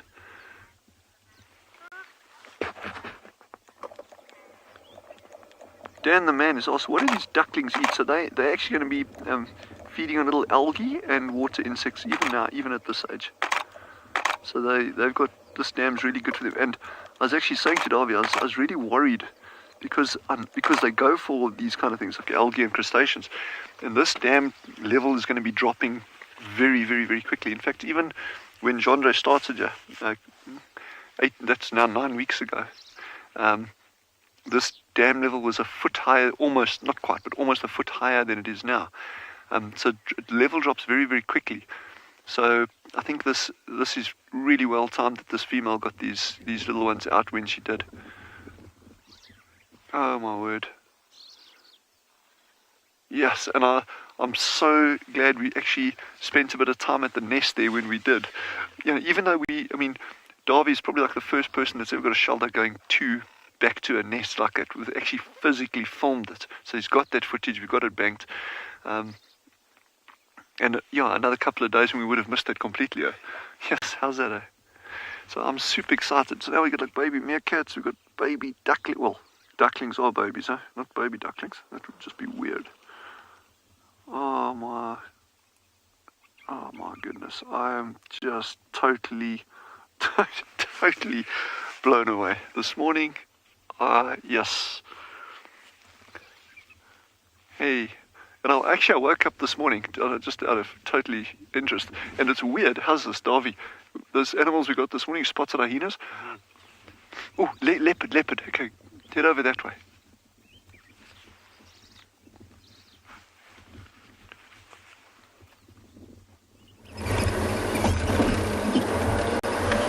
Thank you guys, we did manage to get this leopard. No matter it's not relaxing, but we're trying to follow her.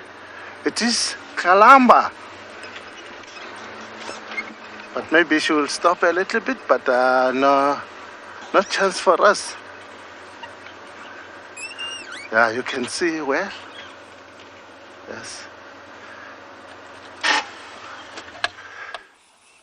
So, no, but we managed to get her. We'll try to relocate her again. as she's mobiling very fast. I don't know what's wrong. You see what she's doing? That it's also helping for her to stop the smelling. That the other impalas or those other animals, they mustn't smell her. Because elephant dung have got a very, very big smelling. So especially if it's fresh, it's a rolling for himself to stop the smelling. That they can manage to hunt until get closer, not smelling her. Oh, that's nice. So in front there are some elephants as well. We will try to turn around. Maybe we can manage because we can't cross right over here. As she's walking through, maybe she can get a place where she can relax. Therefore, we can try to relocate her again. So we'll try to see her until where she's going to.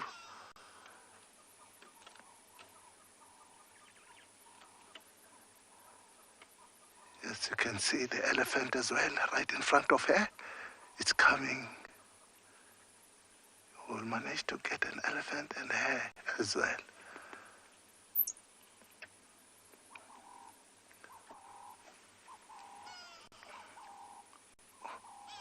Listen to the sound of this bush of the birds.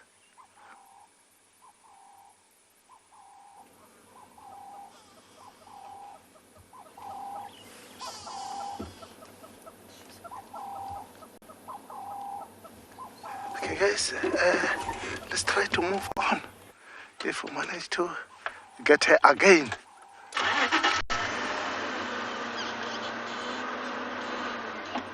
I think over there on that termite mound, she might relax. If it's not relaxing, we will see what to do.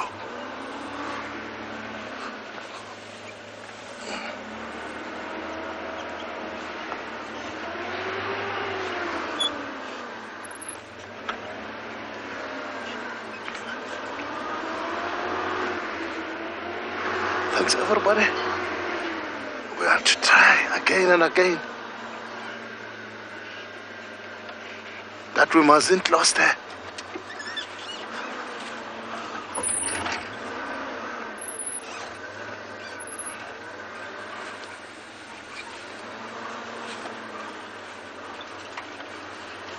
Quickly. Sorry. We are not trying. Yes, we will try to reposition and to go together with the elephant. WildEarth relies on support from viewers like you to carry on broadcasting our daily live shows. A small donation goes a long way in helping us on our mission to connect the world with nature. Please visit our support page to see how you can help and become part of the WildEarth family. Guys, we are absolutely, this is out of the world viewing of a shell duck, and I'm sorry if I'm going on about it, but this is like so incredible, and it is the most gorgeous sighting of ducklings. Oh my word. So what these little guys do when they're this age, if a predator comes along or there's any threat to them, they'll actually just dive underwater. That's how they hide. As they get older, they'll actually come out onto the bank. Look at this. Oh my goodness.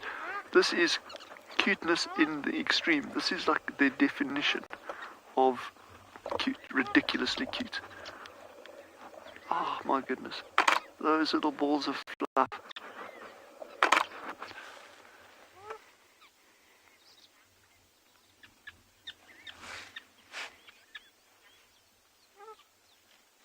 So Chrissy has just asked something about the ducklings in the nest. So basically, if I got it right, the nest can be far away from here. So these ducks, they actually nest underground. And this particular nest, this female's been nesting 800 meters away from the water. 800 meters. So they've actually, remember when we got to the dam when the hyenas were here, the two ducks were here. Okay, and then they were like, after you left us, you went down to, I think, Djuma or somewhere, they started like honking, and I said to David, now they're going to take off now, and they both took off. They flew straight up to the nest, which we mentioned, and I thought, okay, well, they're obviously going to go, one's going to go back, incubate, the other male will probably stand guard, and next thing, like 20 minutes later or 30 minutes later, yeah, probably 30 minutes, 35 minutes later, here come the ducklings. So they'd actually gone out there just to go collect the little ones, and they walked them all the way 800 meters through grass, around bushes, the threat of predation. I mean, yes. And then they just bring them out to show them to us. Well, now I'm going all animal in you there. It's like they brought them to show them to us. I don't know if they did that. I think they just brought them down to the dam like every other shell duck in evolution's ever done. But I like to believe maybe they did bring them out too, because we've shown some persistence with these little ducks. We've certainly put in some hours. I put in a fair amount of kilometers looking for that nest. Yes, I'm so happy now. But let me tell you, everyone, I'm going to tell you something really crazy now. How's this? So I get out. So I've been awake since 1 minute past 12 last night. I did not sleep a wink since then. I woke up with this crazy dream of a hyena, of being mauled by a spotted hyena, where I was trying to show someone a spotted hyena. So anyway, this hyena runs up to me, latches onto my arm, and starts like trying to eat me, basically. Anyway, so I wake up, and I've been awake ever since then. And get down to the dam. What's the first animals we see? Spotted hyena. Needless to say, I kept my arms well inside the vehicle. But seeing those spotted hyenas, seeing these ducks, oh my goodness, this is just, yeah. There's a couple of things, probably one thing that would make it better. A lot better. If it can get better, but yeah, it can. Ah, yes. Hey, what a morning, eh, guys. What a morning. And I'm just so pleased that you could all see this with us. My word. Thank heavens for spotted hyenas, for chasing things into dams. Because if they hadn't been here, we would have, okay, there's the shell ducks, chatted about them a little bit, and then carried on going. And we would have, like, rocked up here, like, I don't know, 12 hours time ago, and then like, oh, look, there's flippin' little ducklings.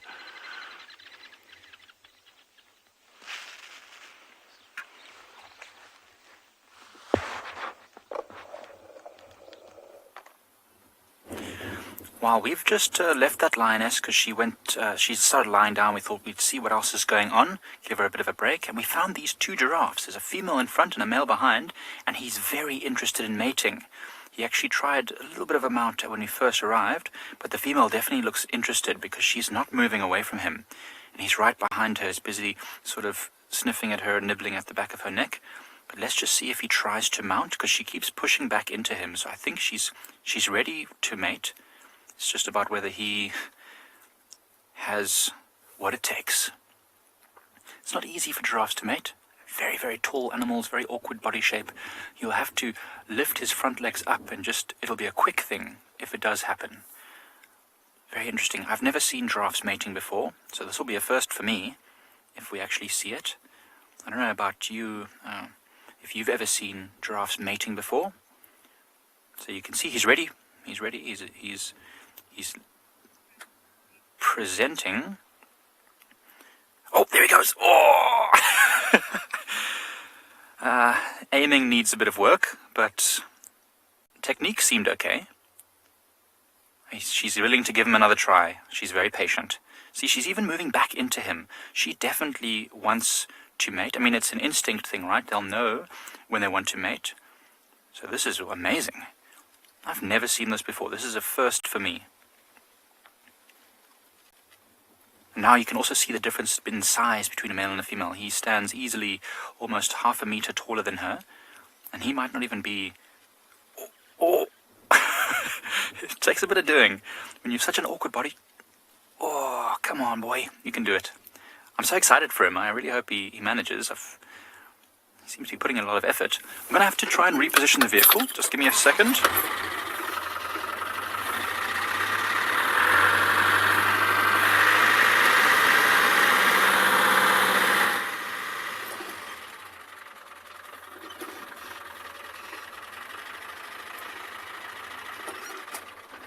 About as good as I'm going to get, unfortunately.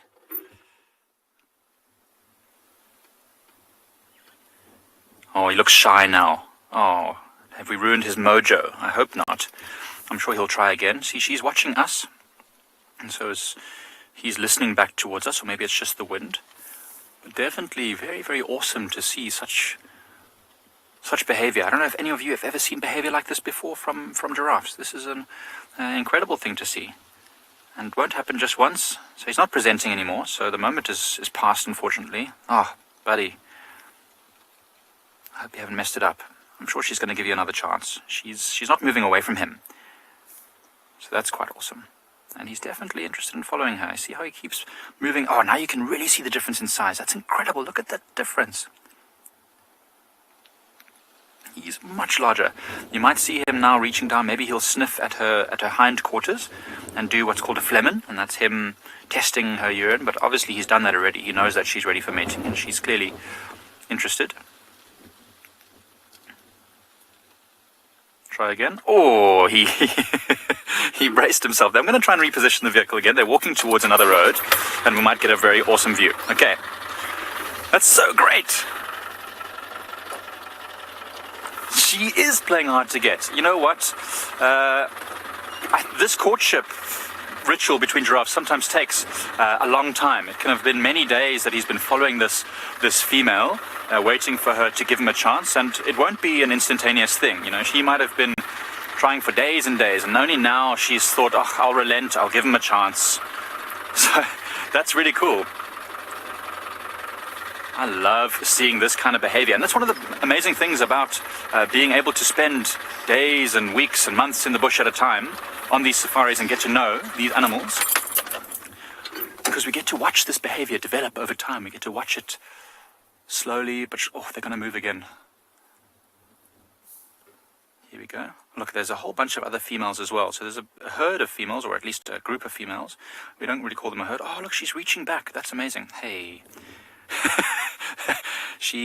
This closer giraffe is obviously not interested in having her thunder stolen. Okay, I'm going to move back again, Kurt. Just give me a moment. There is going to be a nice open view, I think, in a moment. I'm going to have to go on this road here. Hey, Kurt.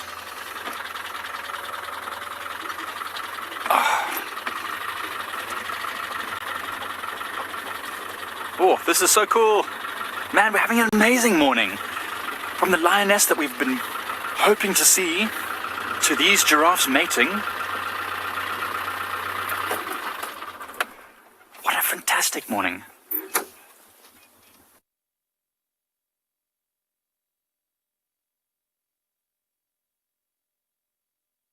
Might also be in a similar estrus status, so meaning that also receptive, also wanting to have mating opportunities. So no problems at all to mate in front of others.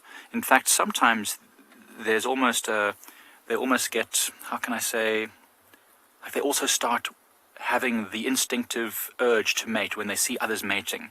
It's almost like induced ovulation in a way. Sometimes it happens with lionesses as well. We know that males must mate with them in order to get them to ovulate, and I don't think it's the same with giraffes. But yeah, there will be no problems. They will definitely mate. They're not shy. Okay? No inhibitions. Try again. So you can see with that body shape, those long neck, big shoulders, heavy muscles, it must be quite uncomfortable for the female as well to have a heavy male giraffe that can weigh, you know, almost 1,500 tons, 1,500 kilograms, you know, to climb on top of her and rest his weight on there, even if it's only for a moment. Okay, let's see if he's going to try again. Oh, she's very patient, isn't she? Or maybe not. She's akin to him, saying, get on with it. I don't have all day. I've got leaves to eat. Okay, they're denting now. Let's see. He's going to try again. Oh, no. False start. I'm sorry, we're making him feel shy. So he's maneuvering her. Oh, he's maybe going to smell there again. See? Just testing. Good angle.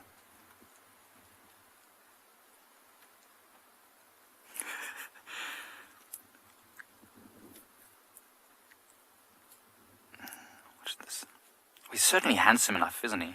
No wonder she's chosen him. He's a strong, sturdy-looking male.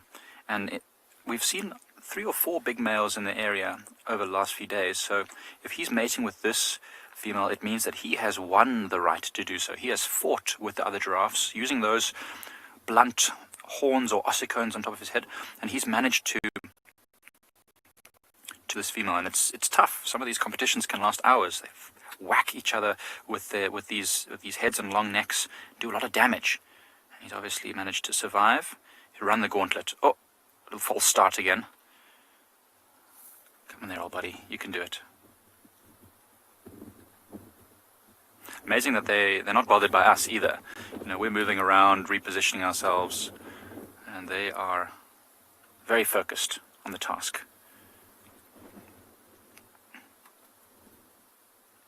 Here we go. Oh, that was odd. It's almost like she braced herself there, ready for his weight. You see how she sort of flung her leg out. I'm interpreting what I'm seeing. I've actually never seen this before, so I don't really know what these little movements that they're doing are. I mean, I can only assume that, you know, when she moves back into him, that she's basically giving him an extra opportunity, and he's just maneuvering her by pushing her with his flanks. Elizabeth, giraffes have a very long gestation period. Considering their size, it's not surprising. It's over a year, almost a year and a half for giraffes. Very, very long gestation period. Elephants have the longest, as you know, 22 months. Or say, as you know, as I'm sure you've heard, 22 months. And most antelope are only about 7.5 months. But a giraffe, a year and a half almost gestation. Of course, they've got a lot of developing to do. It takes a long time for them to be able to develop those long bones and long necks. They need to be well developed if they're going to survive out in this harsh world. I really want him to try again. Go on. Go on, you can do it. Don't be shy.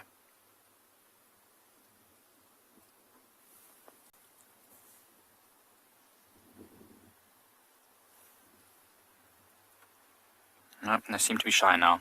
Listening around. The wind is picking up. You know, it's a lot windier now than it was this morning. And so even though they don't have to be afraid of predators, they still alert, still listen around frequently to what might be sneaking up on them. This is a very vulnerable moment for them, mating. They're very focused on each other, so they have to stop every now and again and just remember that there are actually predators that can be about. Oh, man. She's not making it difficult for him now. Not making it easy, rather. Maybe she is getting a bit impatient.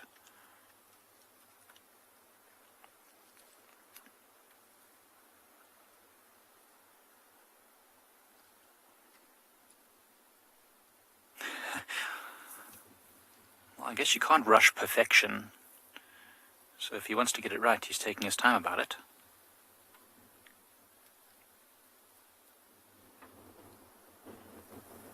So now I wonder, with all this energy being expended on mating with this female, how often do they actually mate? I don't know. Does he have to have multiple attempts? Will he do this over the course of a few days? Or is it sort of a one-hit wonder, so to speak? I mean, I've seen Impala mating before, and that's just one movement, and then it's done. Then he moves on to the next one.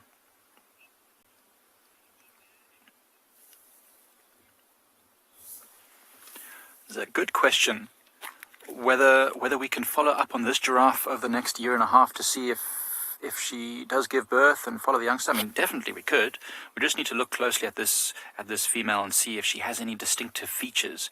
They're not territorial, but they do have a home range, which means that there is a certain area that they won't leave. So with the water here, plenty of food, I don't think these giraffes will wander far from the area of pride lands. So it's very likely that if the mating is almost if the mating is successful, that we will definitely be able to see the youngster grow up over time. So yeah, we'll definitely keep an eye on. We'll watch this one's career with great interest. Just trying to look now closer with my binoculars to see if there are any distinctive features. They're behind some bushes now, so it's not so easy to tell. But the males are usually easier to distinguish because there's not as many of them, first of all, and their horns get damaged in interesting ways because of all the fighting. This one's got one left ossicone longer than the right ossicone. Oh, look what she's doing. She's reaching up with her head and neck, her full height, maybe showing off her slender neck. I wonder if males are also selective about the females that they choose. I certainly know that the females will be quite selective. I seem to have cut myself. I don't know how. My finger is bleeding. Perhaps in the excitement over this giraffe finding a mating opportunity. That's what that sound was. I was just making sure that I don't drip on myself, the blood. Come on, try again. You can do this.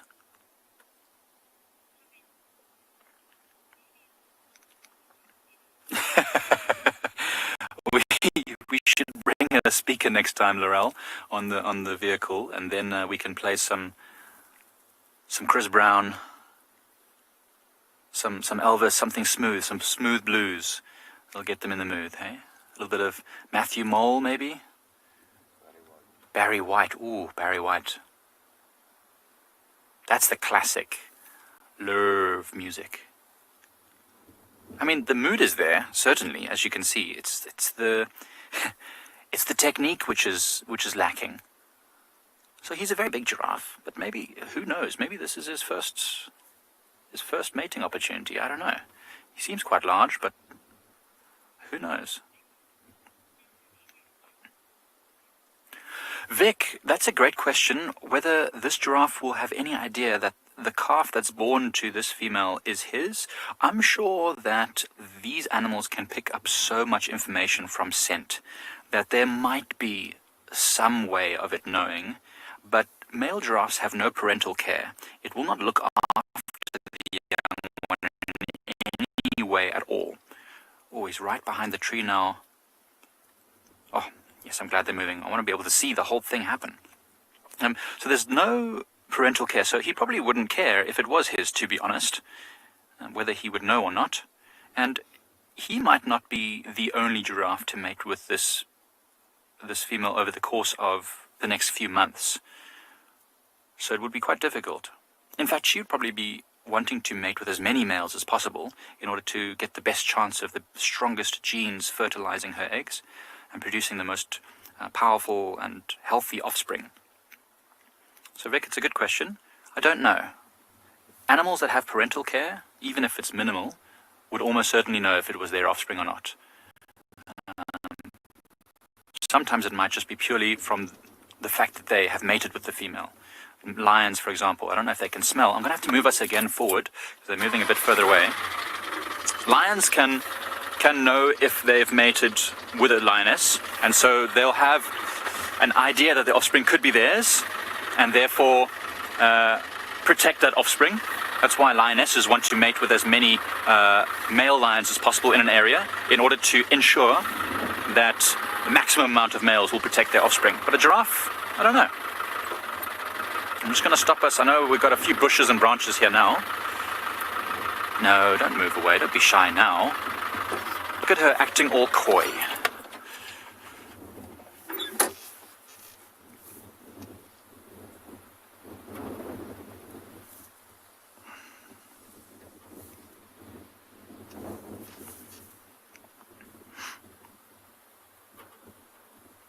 So funny, all the other giraffes around here just going about their lives, feeding on the trees and branches, just doing their thing.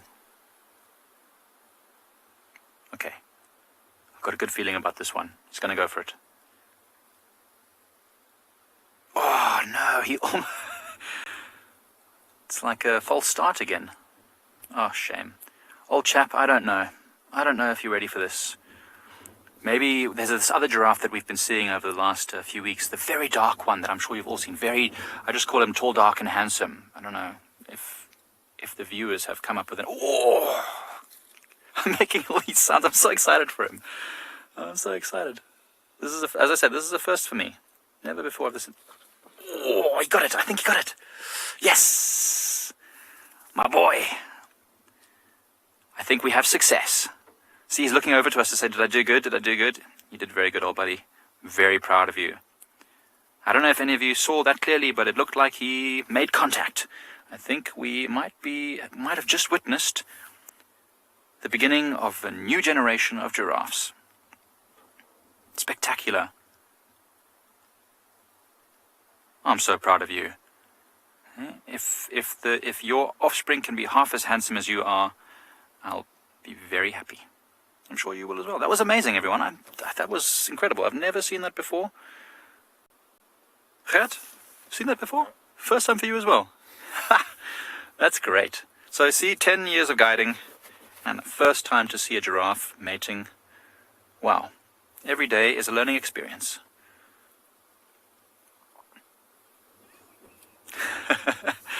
Right, so I think we will probably leave these giraffes now. They seem to have moved apart from each other a little bit. I think the deed has been done, and we'll see what else is going. Give them a chance to cuddle.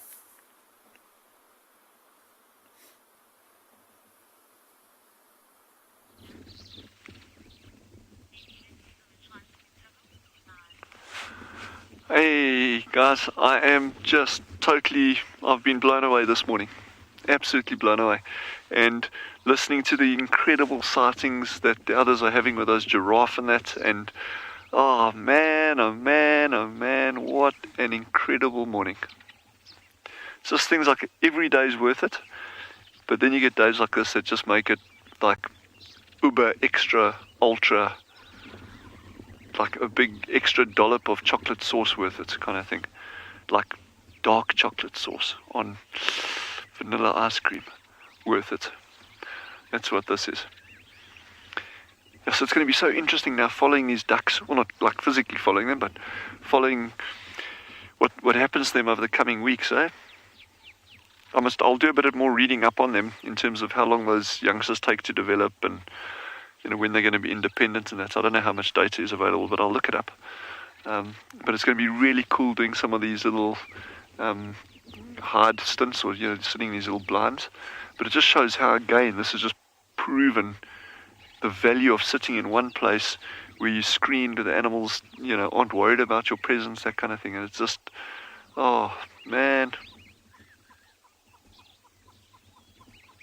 so beautiful. This you got baby shell ducks, you got a dead gemsbok lying in the water, doves.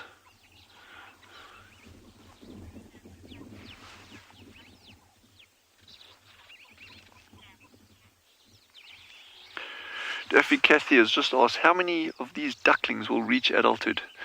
That is the $1 million question. I'm hoping all 9 of them, like I was hoping for all 5 of the meerkat pups. But the reality is, it's probably unlikely that all 9 would. We often say, you can probably work on a 50% mortality rate, out of the starting blocks. And even, Darwin and I were chatting about it just now. It's like, these little guys have walked 800 meters, and it was quick. I mean, they did not waste time. The time that they took off here, the 2 parents to go back to the nest and bring the ducklings down, I don't know, and we can check the timestamps on the footage that we got, but it was probably 30, 35 minutes, I don't know, somewhere around there. So they did not waste time getting down. But where I'm going with this is, we don't even know if it was only 9 chicks to begin with. Maybe she laid 15 eggs. I don't know. Maybe it was 10 eggs.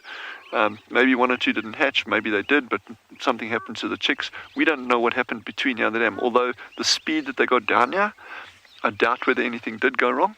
And we also would have heard a huge amount of honking and ducks going crazy, but we didn't.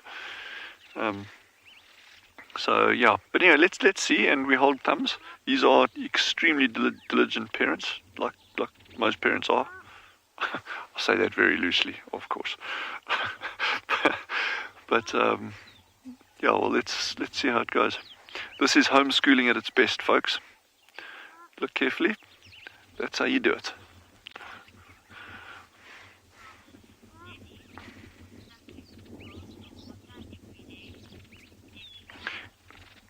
Debbie has asked, will these ducklings go to the water every day? Debbie, 100%. These ducklings will not leave the water. In fact, their survival is inextricably, I got the word right for a change, linked to staying at this pool of water over here. They have to. If predators come along, whether it's an aerial predator or something else, they'll actually just the chicks will actually dive down under the water. When they get a little bit older, what these things tend to do, and Egyptian geese do that as well, they actually run into the bushes on the edge of the water. So I don't know why that would be, particularly if you're sitting in a body of water. Once you just go hide in there. But the thing is, this body of water is getting very shallow already. So there's many places here where these adults, if they put their feet down, they'll actually touch the bottom. I'm not going to try it, just out of interest, but I'm just saying. Yeah, so they will be sticking with us, and that's what's going to be so fun. We've got our little blinder, we've got the ducks. I am a happy duckling.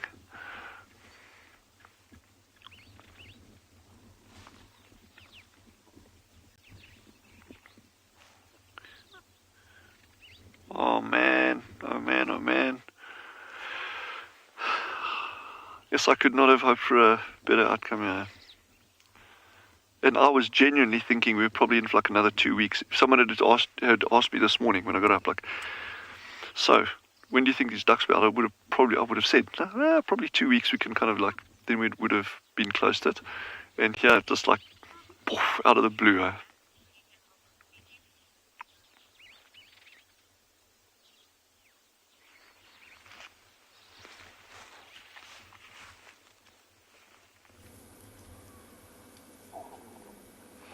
Yes, we did try to relocate that leopard. Unfortunately, we've been unlucky because it was mobiling a little bit very fast. Shalamba. So as we are moving back, trying to take another road, maybe we'll be lucky. So we've been lucky to find the elephant around over that side, which makes them make her to not relaxing. So now we are together with the zebras and the Impalas, as well as some wild beasts, as they are teammates. So they are all together right over here in front of us, as is where the wild beast it is, and the Impalas on the shore. So this teamwork, it's helped each other. Zebras are very good on eyesighting, and wild beasts are very, very, very poor on eyesighting. And the Impala are very good on speed running. So as the team weight, it is lots of ice right over here. It's not easy that the predator can manage to win, as they see all direction at the same time. So if the predator have to come over here, you have to wait until those animals comes to them, therefore you can win. But besides that, by trying to move on, you won't win because all directions are covered by ice. So the wild beast people, they said it's stupid because it's very, very good on smelling. He's the one who first smell if the wind is favorable for them and identify, guys, there is something right over here. Let's look around. Therefore, all of them look around, whatever as it is, looking at the direction. Okay, let's have a little bit. Listen.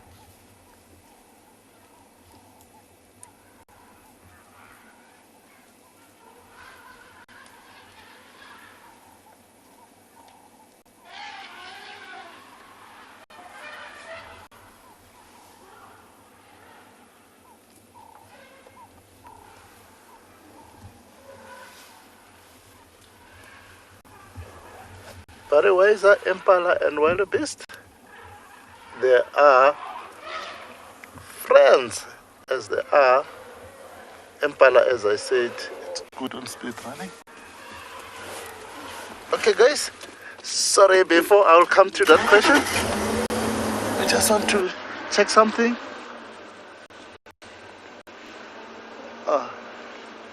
It is elephants as well. So it's two heads together. That's why you can hear this sound making big noise. They're charging each other. Look at that, what's happening? So it's two head meet, and then the other head chasing another head.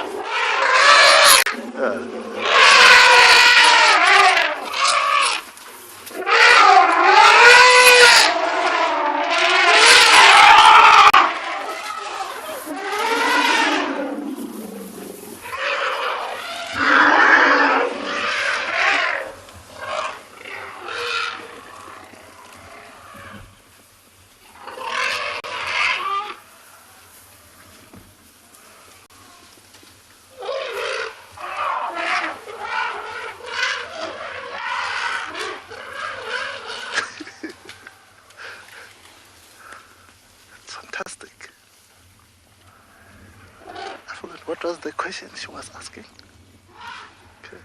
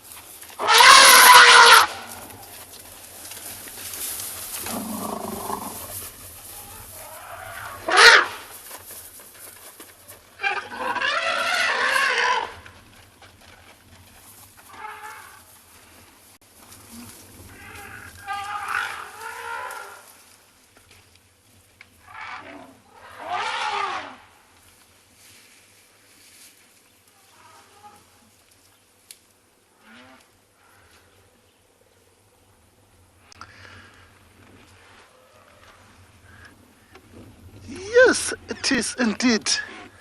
That was something which is normally do happen like this, but not quite often. Only if the herd have got sort of like babies. So if they meet as the animals, they don't know each other by eyes. They know themselves by smelling. So they're trying to pick up because they think maybe the other herd can steal their kids. So they need to be separated, to call their kids in order to be separated as well.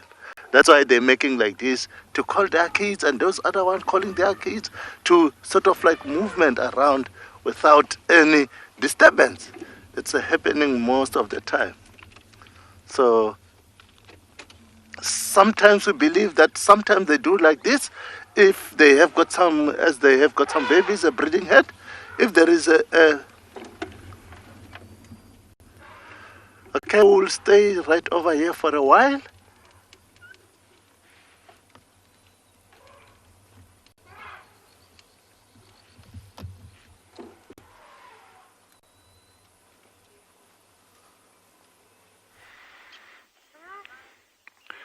So you guys will see that little jackal coming out there. Okay, so he's got his eye on this carcass, but all these ducklings, they were sitting on the banks with mom and dad. And the moment that jackal started approaching, he actually approached from about 50 yards out over the dam wall. The moment they saw him, that male started going, giving his alarm call. And then, and as the jackals approached, the jackal's very aware of these ducklings now. He's like, one of those would go down like a Peking duck. And but the moment he started coming closer to them, they just moved the little ducklings off the bank, straight into the water. And remember, we were saying that's going to be the defense strategy for the first couple of weeks at least. Anyway, they'll just dive underwater if there's any immediate threat. But there's not many things that would chase them through the water to get to them. That would be a sheesh.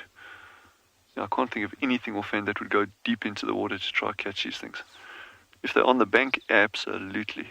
Then they're going to get snaffled potentially. But yes, I am still stunned by what we've seen this morning. Happy days, I tell you. And definitely 9. I didn't have to take my shoes off just out of interest to count that high.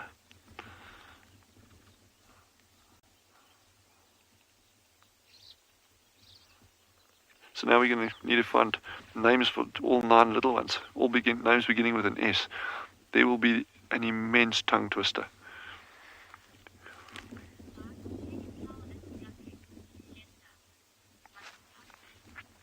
Butterflies asked, can I tell a duckling's gender? There is no ways that I could do it. I'm sure if you had to have them at a vet, they could probably do some examination that would tell you if it's a male or female. But yes, even at this age, I even doubt that. But I'm not a duck expert. But what I am is I'm very happy. Just lovely to see them playing around now. And ducks, this is all new to them. This is brand new to them. So what we're going to try to do, just out of absolute fun later, we've got a time stamp on when they walked over the dam wall, when we saw them first. and we got the timestamp of when the two parents left the dam to go fetch the chicks. And we know, because we've GPSed the burrow, we know the burrow is exactly 800 meters away from the dam. So we'll actually be able to work out quite easily the how long it took them to get down from the burrow to the dam. And remember, they wouldn't have messed around because it's a wild world out here. And ooh, baby, baby, it's a wild world. No, but it is a wild world out here, and there's lots of things that'll eat ducklings. So they would have got down here as quickly as they can. So it would be really interesting to work that out.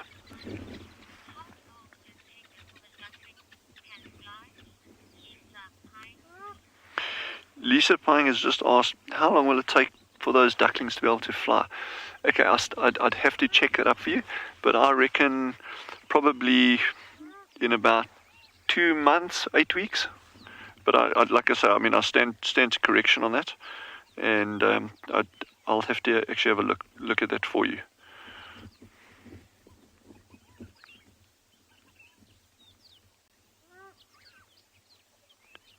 Okay, it says at 42 days, the breast, flanks, and abdomen has mature feathers on it. Okay, so it's, let's say 6 weeks, give or take, roughly.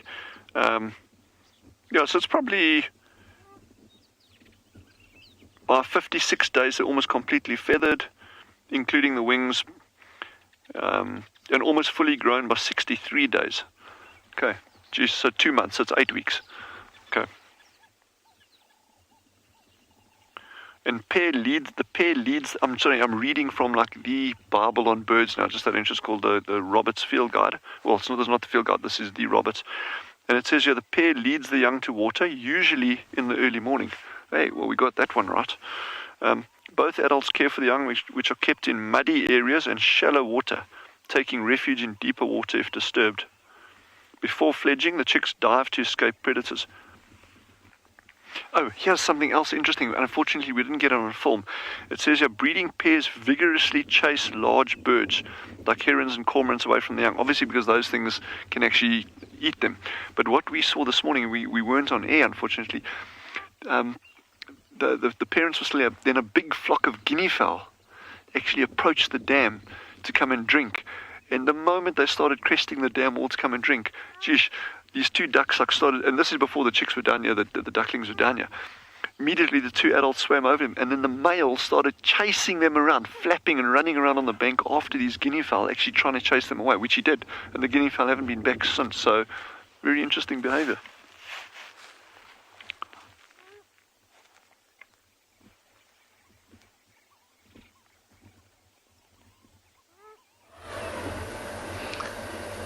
We had this head of elephant as well, right over here, which is also another head. They were always sort of like fighting, but they're not fighting, just only to separate for themselves. So all of the head, now they are separated, the voice will go down. So they must make sure, the one who's leading them, to make sure all of them, they are here, especially for the young ones.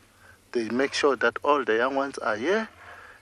It's difficult for them once it loses the young ones. The young ones, they can manage to join to anyone. But the fully grown one, they can manage to see, this is not our head, we are not belongs to them. Therefore, that's why they're making that big noise, shouting each other. Each and everyone have to pay attention in order to grab its son or daughter to be with.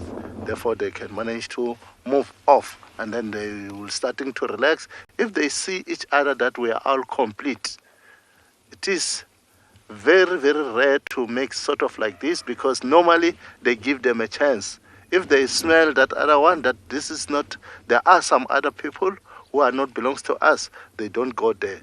They smelling, they separate for themselves, as well. They are keep on feeding for themselves.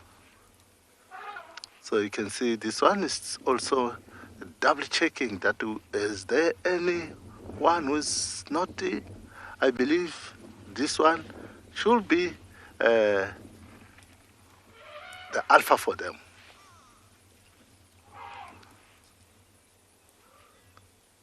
You can hear the little bit sound far.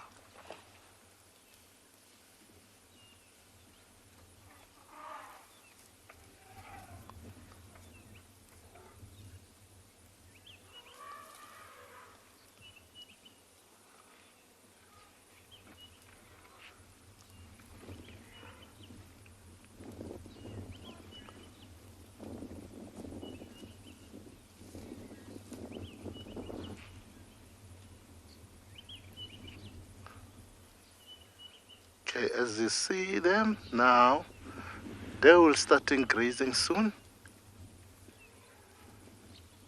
As now, they're starting to push their ears or flipping their ears. That it means tells us now we are calm. So once they're calm, they will starting to feed for themselves. And as they are managed to communicate, they're asking each and everyone, are we all in? Is there any person missing? So if there is one missing, they will keep on shouting that the other one have to hear where they are.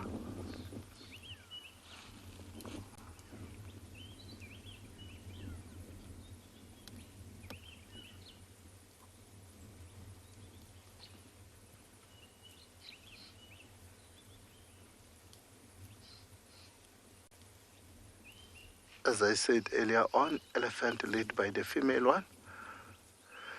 She will tell them now we can start feeding ourselves or not, or we can go to another direction, because right over here it's still difficult for them to take the way. The wind is blowing a little bit, and whatever way they are, there is also another herd just run off on that area. So they're trying to check which way could we go. So they need to listen to her.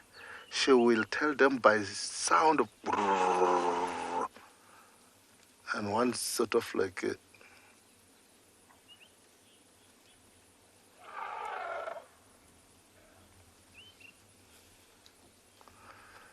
no, Sarah.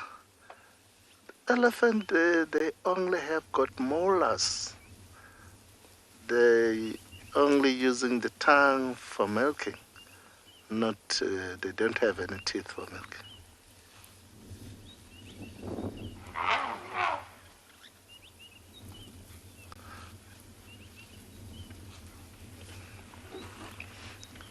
So now they are moving. As I said, they will control by one. She will tell them what to do.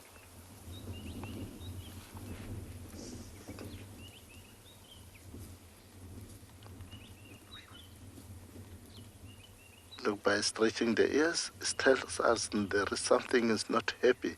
Evenly, if to you, if it stretches the ears and pulling the trunk up and coming directly to you, you have to know. But it can stretch the ears and come to you while the trunk is on the ground.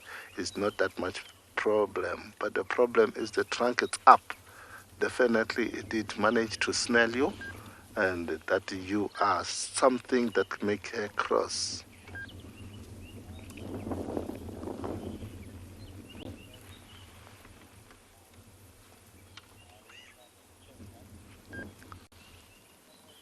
So very close to those elephants, we also have got some, go to wild beast.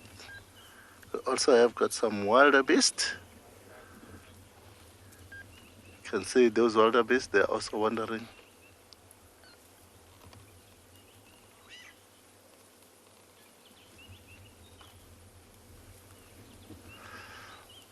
Yes, Sarah, that's a good question. The elephant have got 6 pairs of molars. That's why their age, it's so limited about their teeth. It's not so limited about how could be, but the reason they have got 6 pairs of molars, once the last pair of molars get grounded, it doesn't have that much chance to eat, because the elephant, they just chew the food and swallow it, and it's a single chamber stomach, so they can't regurgitate that food to be.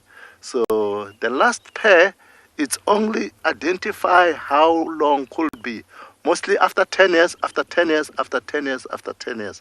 So on the last 61, it might be happen that got an opportunity to live up to 70, but mostly once it's getting to above 65 to 70 is the time when it's starting to lose the weight, because doesn't have that much chance to grazing.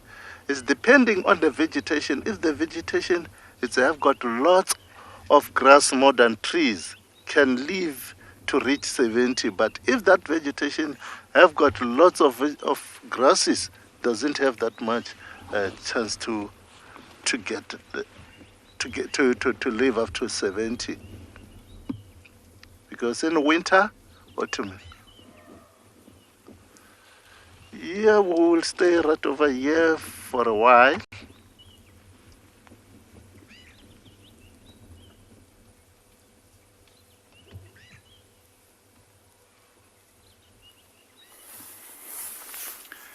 Now we've just managed to find this leopard up a tree with this carcass, and this carcass is hanging precariously. It's literally hooked on by the horns and attached by a little piece of skin.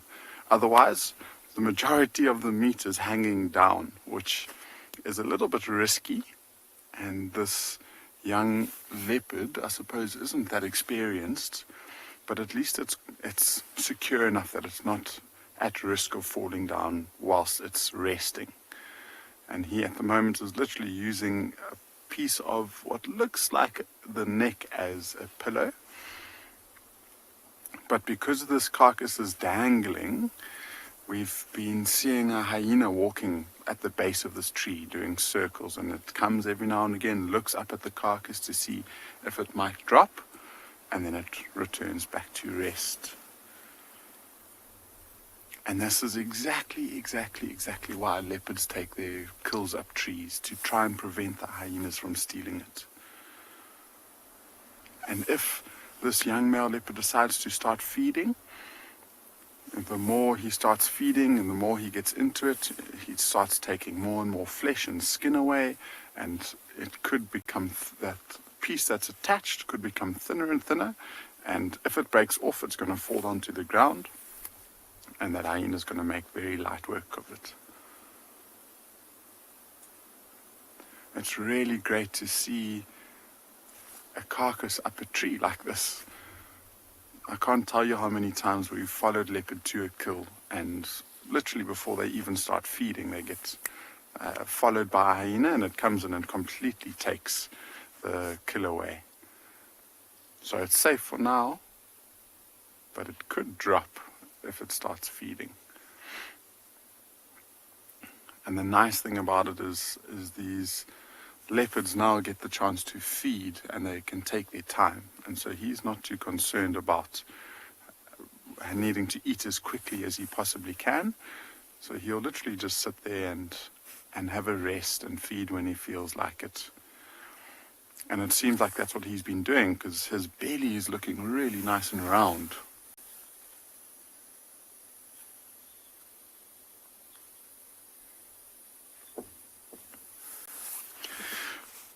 Moonbeam, leopard's tongues and lion's tongues are very, very rough, and it's for exactly that, to scrape meat off of the bones. So it helps get as much meat off of the bones as possible, but then it also helps when they're cleaning themselves to get rid of ticks and parasites. And I mean, if the example that I always use, if you've been licked by a domestic cat, you get that very sandpapery feel when it licks you. Imagine that just with a bigger animal. And those, if you zoom into a leopard's tongue, if you've got a good photo of it and you zoom right in, you can actually see these tiny little, almost like tooth-like structures on the very edge of the tongue. And that's what they use to clean the bones from the meat. He's now looking very, very comfortable using his Impala as a pillow. And so he does have his mother and sister somewhere around here. But so with him having a mother and a sister, this is part of the Tswalu leap. So the mother's a Tswalu female. he's a young male and he's got a sister the same age as him. But I mean, the tree that they're in is not the best tree for 3 leopards. And so with the hyena lurking around, I'm sure that these leopards might have moved off slightly and they're probably just resting in the bush. And it's so typical of cat behavior. I suppose most animal behavior, for the young male cub to be the one on the carcass most of the time. Ooh, Owen, if we can get just above, there's a beautiful, beautiful little bird that's chittering and it's flown away. Damn it. It's called a white-bellied sunbird. You might be able to hear it. It goes... It was just such a perfect view. But unfortunately it's flown a little bit too far and behind some bushes where we won't be able to see it properly.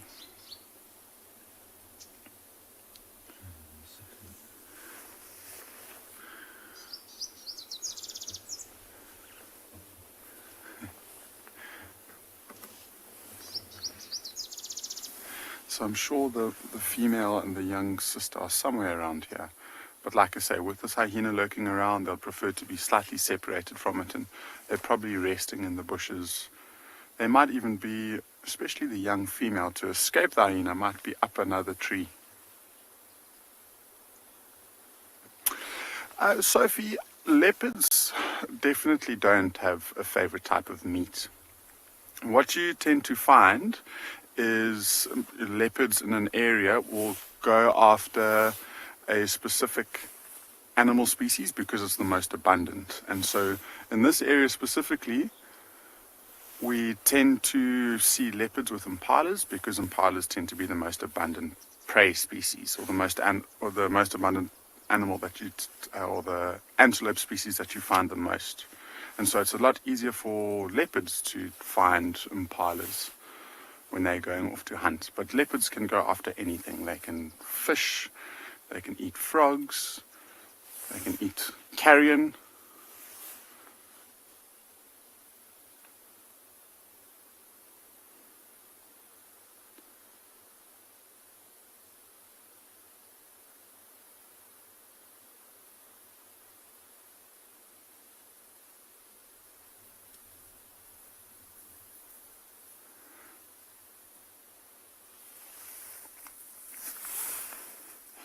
So I'm sure it's going to be here for a little while.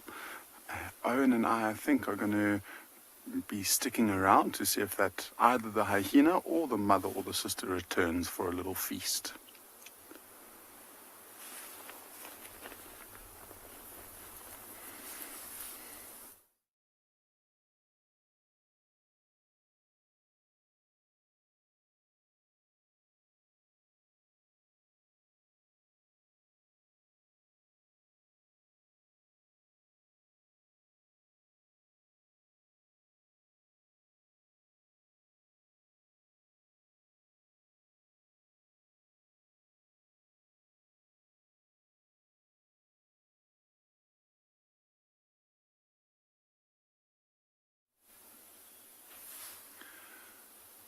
Welcome back. Not too much has changed in the last 5 seconds. He is picking up his head and looking around. So Owen and I both were just trying to follow his gaze to see what he was looking at. And I'd love to know what he's seeing from up there. He's got such a nice vantage point. And he almost fell down. So let's see. As he stepped on a dead branch, and that fell onto the ground. Which might mean that the hyena thinks oh, look at him. He's trying to get it into a better position.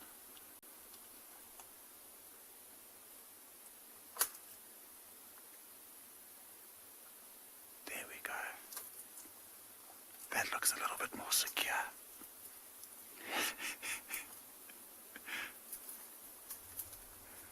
He's trying really hard, and lo and behold, here comes the hyena.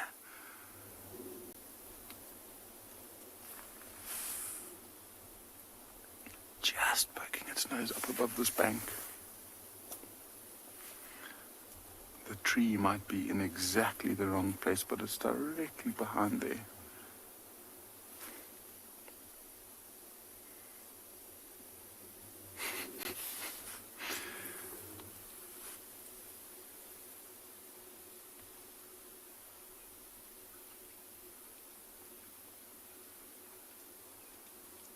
So that looks like it's a little bit more secure than dangling by a thread.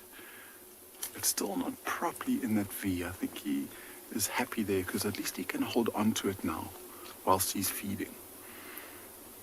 But that lower part is hanging very loosely. It's shaking in the wind. And that's a lot of meat to lose. And so I'm sure he'll try and get it up and over the branch.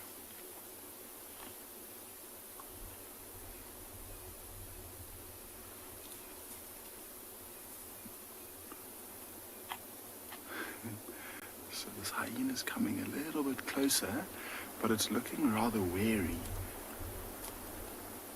And I don't think it wants to be focused too much on what's going on down on the ground in case the mother comes to try and chase it off.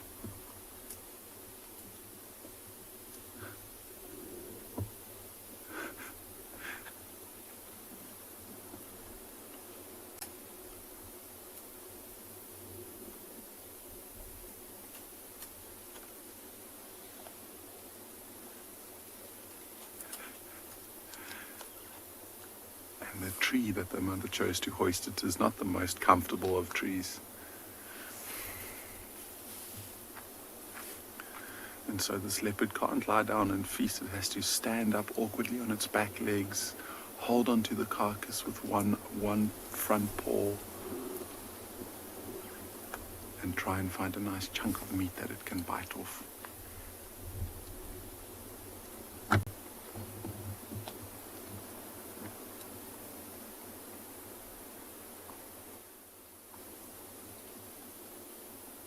I find it incredible that the hyena's got enough patience just to sit and wait for little scraps. And they've both got this relationship, I suppose, that this hyena's happy to wait and this leopard's happy to be in the tree. And they're not really affecting one another too much.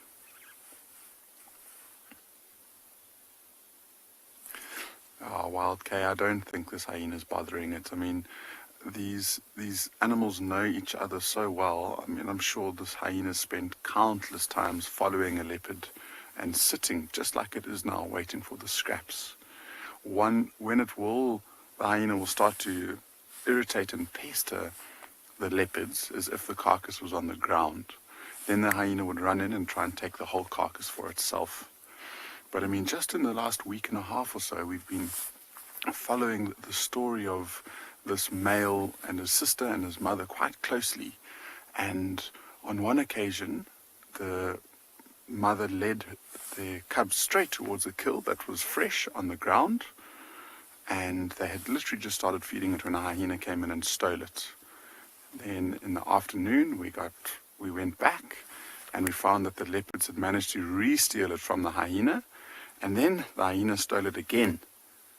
And after that, we came back and I think a different leopard came in and stole the kill off of the hyenas again. So they've got this relationship and they're very, very, I suppose they're very, very close to one another in some ways.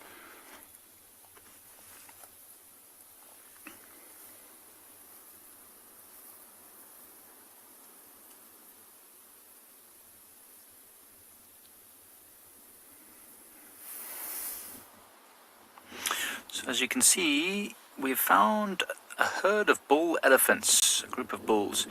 We thought they were heading towards Leopard Dam. They were heading there quite quickly, but now the wind has picked up quite a lot. You can see all the leaves and branches starting to move. So they seem to have stopped in this bit of a hollow here. Maybe it's slightly less windy down there, and there's a bit of green grass and vegetation for them. So they are stopped there at the moment feeding. They'll probably head to Leopard Dam a little bit later, maybe if it gets warm enough that they're forced to the dam. They want to avoid it now. It's very open there. Maybe the wind is not so nice for them. I'm sure included in this group somewhere is Kumo, the very big elephant bull that we've all been watching over the last few months. Probably this one here. He's very large, but who knows? It could be any of this thing. There's two big bulls there, so it could be one of the two. We can't see his trunk easily, so we were not able to be 100% certain. But it's just nice to see these elephant bulls close to the dam. We've had such a wonderful morning on Pride Lands, with the start and a great sunrise. Then we found that Lioness. The Impalas have been very, very open all around the water holes and around the camp. Then we found the giraffes mating, which was spectacular. And now this beautiful, relaxed herd of elephants. It's one of those days in the bush where everything just seems to come together. You know, I was just saying to Gert when I woke up this morning, it's going to be a good day. Shelley is asking, what's the average size of an elephant? You know, it all depends on whether it's a male or a female. A male elephant's average size... Oh, elephant herd. Oh, not just a single elephant, an elephant herd. Okay, well, an average size of an elephant herd, I suppose, is probably going to be anywhere between 10 and 20 individuals. That'll include females that are related and their offspring and some young males. So let's say if there were about 5 adult females, each of them, if they were old enough, probably would have at least 1 or maybe 2 offspring with them. So that adds another 10, so that would be about 15. And then there might be some older males that are about to be kicked out the group, or maybe just following the herd, add 3 or 4 of those. So yeah, somewhere between 15 and 20. But of course it can fluctuate. In certain areas, maybe Botswana and Zimbabwe, where it's a bit drier, maybe close to rivers, you might find the herds much larger in size, relating several related family members who are leading their own smaller families all together. So sometimes you might see hundreds of elephants all together. But this group here is about 12 elephants. It's about normal.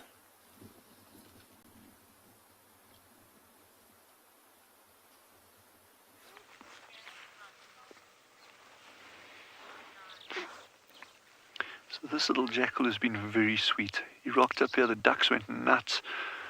So they're keeping a careful eye. They've just popped all the little ones back into the water because they climbed out to go sit on the bank. And at the moment the jackal appeared, they started alarm calling and put all the little ones back in the water. But this jackal, he actually tried to catch some doves.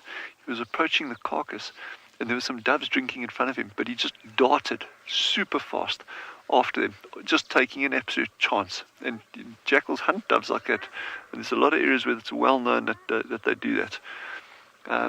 But then he's actually been kind of just sticking his feet in the water there, like intent on getting to that carcass. So I think by this afternoon there might be some fun activity going on here. Yes, I've been so pleased with what we've seen today. It's just been it's been such a gem of a morning. Yeah, and I'm just like incredibly pleased that we're able to share this with you. And even those that couldn't see it live, you know, hopefully you'll be able to have a look at it a little bit later and just enjoy it and appreciate it, because it's been super, super cool. There's the little ones just on the edge of the water there. So when the group is out in the water, there's often 1 or 2 that keep swimming away from the others. Well, when I say away, they kind of go like 3-4 meters further than the others. And I was saying to Davy, I wonder if it's the same individuals every time. In other words, are there a couple amongst the lot that are a little bit more precocious than others? I would imagine so. You know, that these aren't robots, so each one will have its individual personality. So, or is it just totally different ones and it's completely random, you know, which one feels like swimming where? Yes, they're starting to play. Yes, they're going to be feeding on any of the algae in the water, and any little crustaceans, any little water insects, things like that. That's what they're going to be feeding on, these little ones.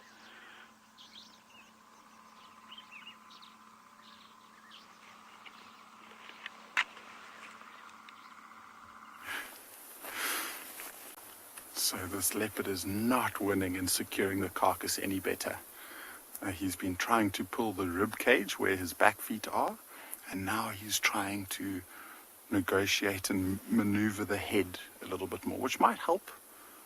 But I think what's keeping this carcass hooked on so nicely are those horns wrapped around the bottom of the tree. Oh, it looks like it was slipping.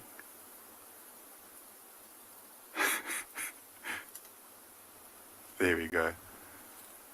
Looks like he might be winning. This tree definitely doesn't help though, because he's only got 1 or 2 very secure footings. The rest of the branches are too small to hold his weight, and so if he steps on them, they break.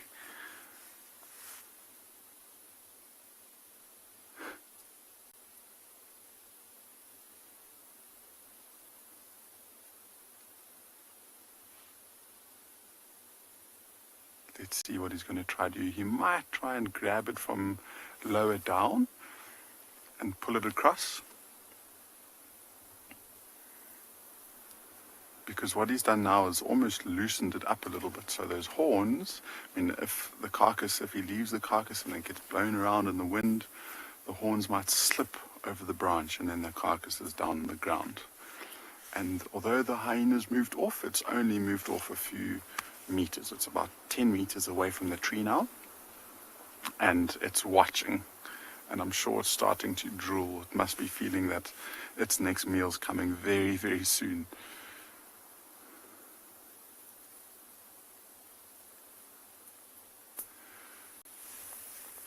And he seems to be panting quite a lot.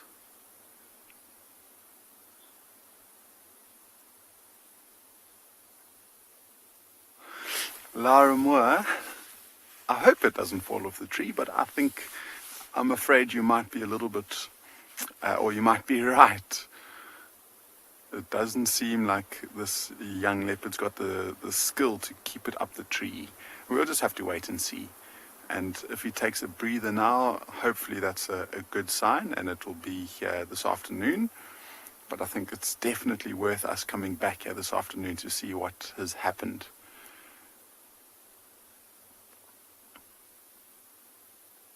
There's not too much meat left, but there are big chunks around the legs and around the neck that I'm sure he would want to try and feed on.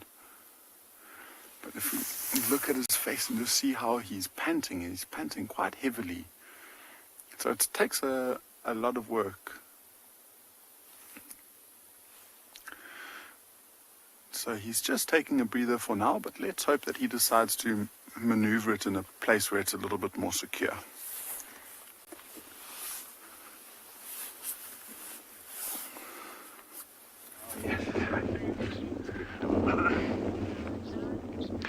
So while we're here, I just want to show you very briefly two very, very beautiful birds. I think there's just two, maybe there's more there. There we go. These are Namaqua sandgrouse, the male on the left, female on the right. And these birds have got this incredible ability. They can fly 50, 60, 70 kilometers away from water, away from the nest to go get water, and then they'll take the water back to the chicks. But how they get that water is they'll actually what we call belly wetting. So they'll actually sit in the water, the male, only the male, not the female. He sits in the water, soaks his water onto his feathers, and then he flies all the way back to the nest, and the chicks actually suck that water off the feathers. And that's an adaptation for these semi-arid areas where your rainfall can be very, very, very erratic. Wonderful adaptations out here, and I'm just so pleased that you all saw these ducks with us as well. Wow.